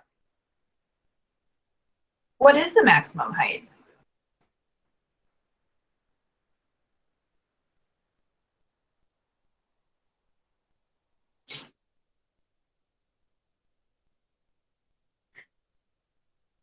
Remember that if you're looking for an actual value for how high the ball went, you're talking about its position over time. Remember, when we graphed this, it was kind of informal actually, but as time went on, your x-axis is actually representing t in this case, and your y-axis would be representing s of t, the height of the ball. So what you're looking for is the height of the ball when t is at the value at which you had this maximum. And we said that the maximum occurred at 2.5 seconds. So what we're trying to find is the height of the ball at 2.5 seconds. So find the height, which is s of t, at t equals 2.5 seconds. So we found the time at which the maximum was attained in part B. For part C, we'll find the height at that time. So s of t, I know it's long gone. S of t is -16 t squared plus 80t plus 6. And you're going to evaluate that at 2.5. Now, I want you to remember that in this case, t was a nice terminating decimal. Let's say that instead of t being 80 over 32, it was 81 over 32, and you didn't get a terminating decimal. Keep that in mind as you work your way through. Whatever value that is, you're going to want to use the exact value when you actually evaluate your function there. So -16 times 2.5 squared plus 80 times 2.5 plus 6. And you can put this in your calculator. You should get 106 feet. This is a height. We'll measure the height in feet. Questions here?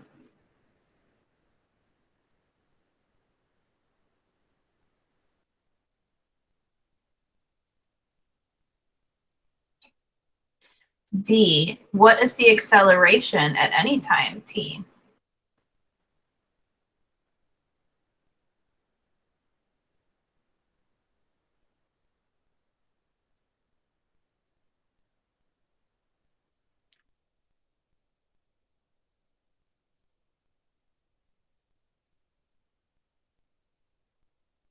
Now, if that seems like a weird question to you, remember that v of t is negative 32t plus 80. If your function's quadratic, then the velocity is going to be linear and the acceleration is going to be constant. So take the derivative of v of t. V prime of t is the acceleration function a of t. So this means that the ball is accelerating at the same rate throughout its journey. And this will be feet per second squared.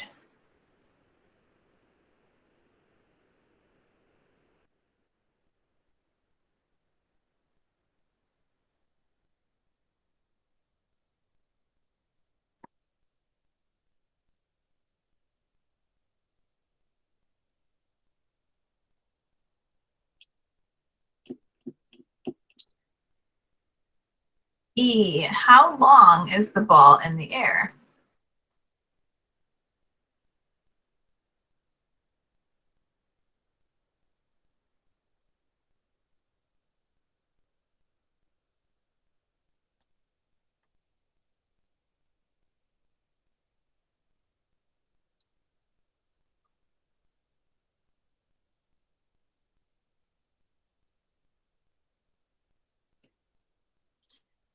So thinking back to our graph, we had the ball in the air, it's running its course, and then it hits the ground at some point. We want to know what that value of t is when it hits the ground. And that is going to happen when the position, s of t, the height of the ball, is 0.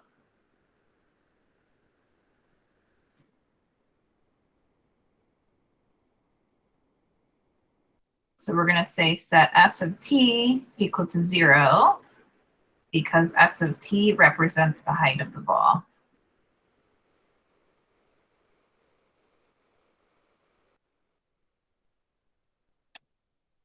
So what we want to do is we want to figure out when the height of the ball is 0, when does that occur? And that's going to tell us how long the ball was in the air, because that's going to give us that value of t when we hit that x-intercept.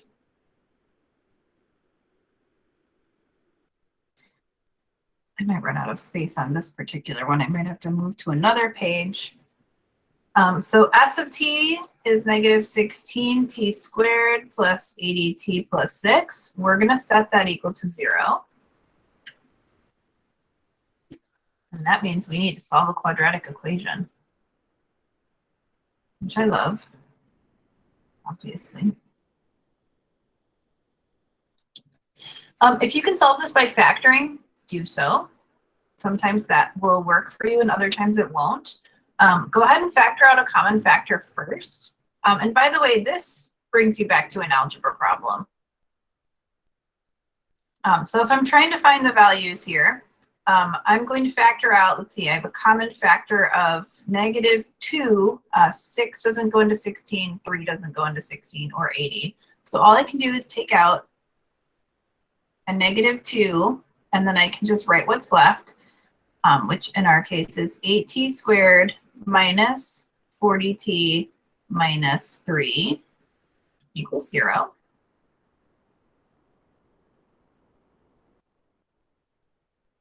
And then because I'm trying to solve this and it's an equation, I can divide both sides by 2 if I would like, and then I'm really only looking at the polynomial piece that's left of this equation. So let's go ahead and divide that out. And then what we're really trying to solve here is 8t squared minus 40t minus 3 equals 0.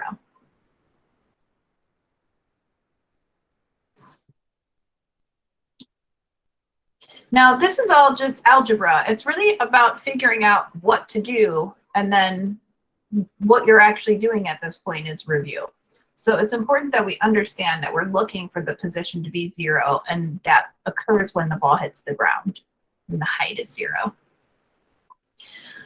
Quadratic formula, Negative b plus or minus the square root of b squared minus 4ac, all divided by 2a. It's never a bad thing to review that.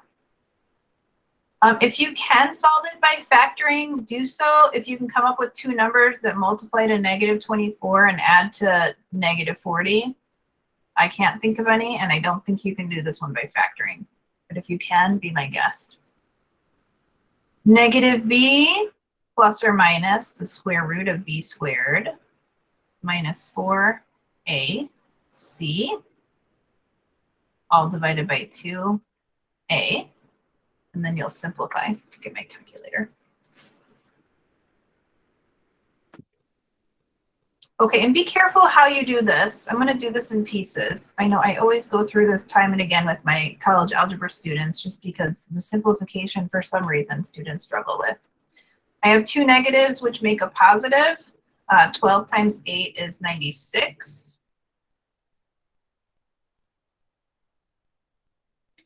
I don't think that 1696 is a perfect square, but maybe I'm wrong.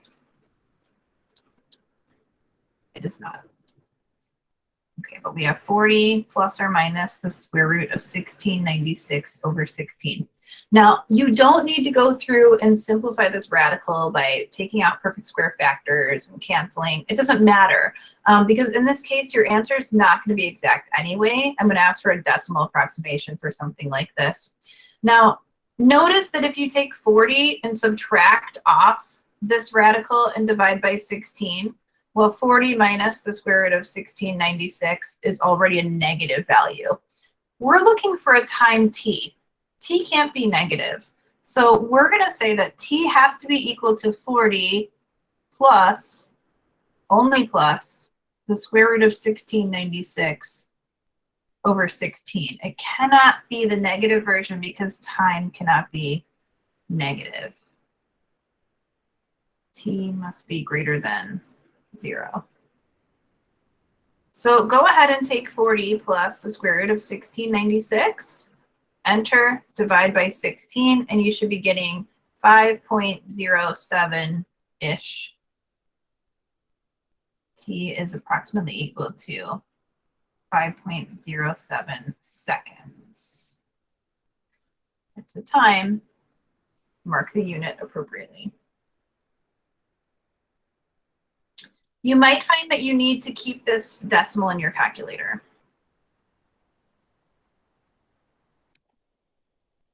Okay, we're almost done with this. What is the velocity of the ball and when it hits the ground? Find the velocity and speed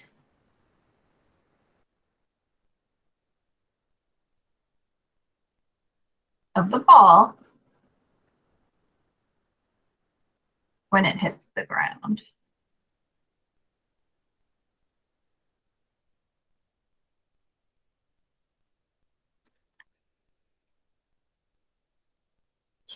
Now we already found the time that it would take the ball to hit the ground in the previous step.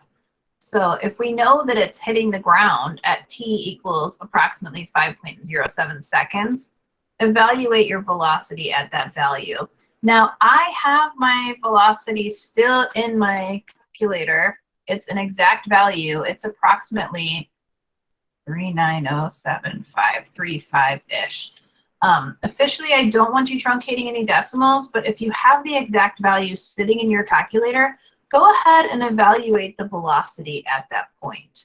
So the velocity was negative 32t plus 80. So negative 32 times our value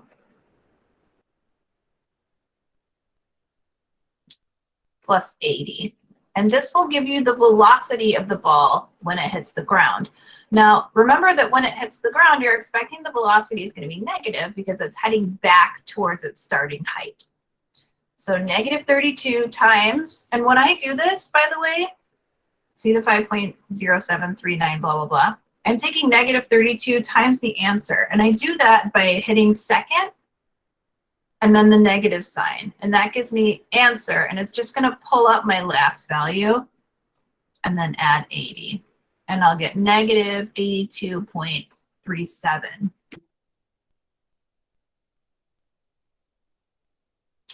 feet per second. And if you remember that the speed is just the absolute value of the velocity, then you can just take the absolute value of your answer and write that in for the speed. So the speed's always positive. I just have one more part to this real quick. What is the total distance traveled by the ball?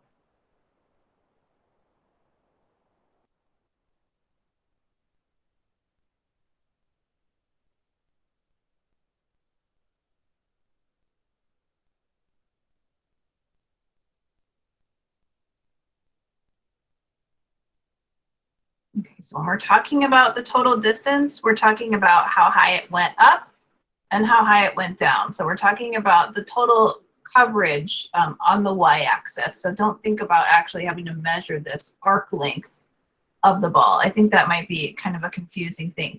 But since there was a question I wanted to assign on this, I wanted to make sure I asked you this so that you would be ready for it. Okay, so remember that we said that the max height of the ball was, did we say 106 feet? When does that stick out to me? Yes, the max height was 106.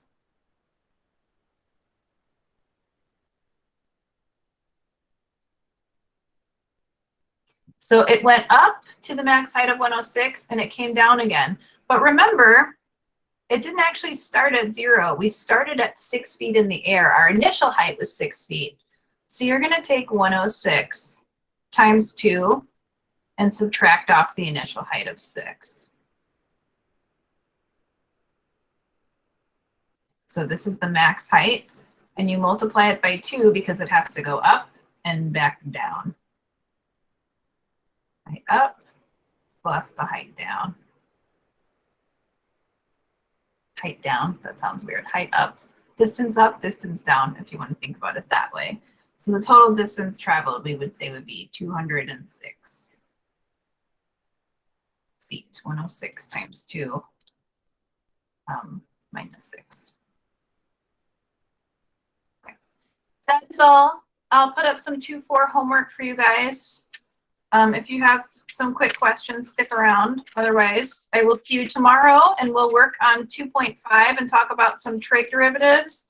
And then I'll stick around after that's over to until class is over to answer any questions. Don't forget you have a quiz tomorrow. Thanks, Renee, you too. Quiz tomorrow over 2.3 and 2.4. Quiz tomorrow, 2.3, 2.4.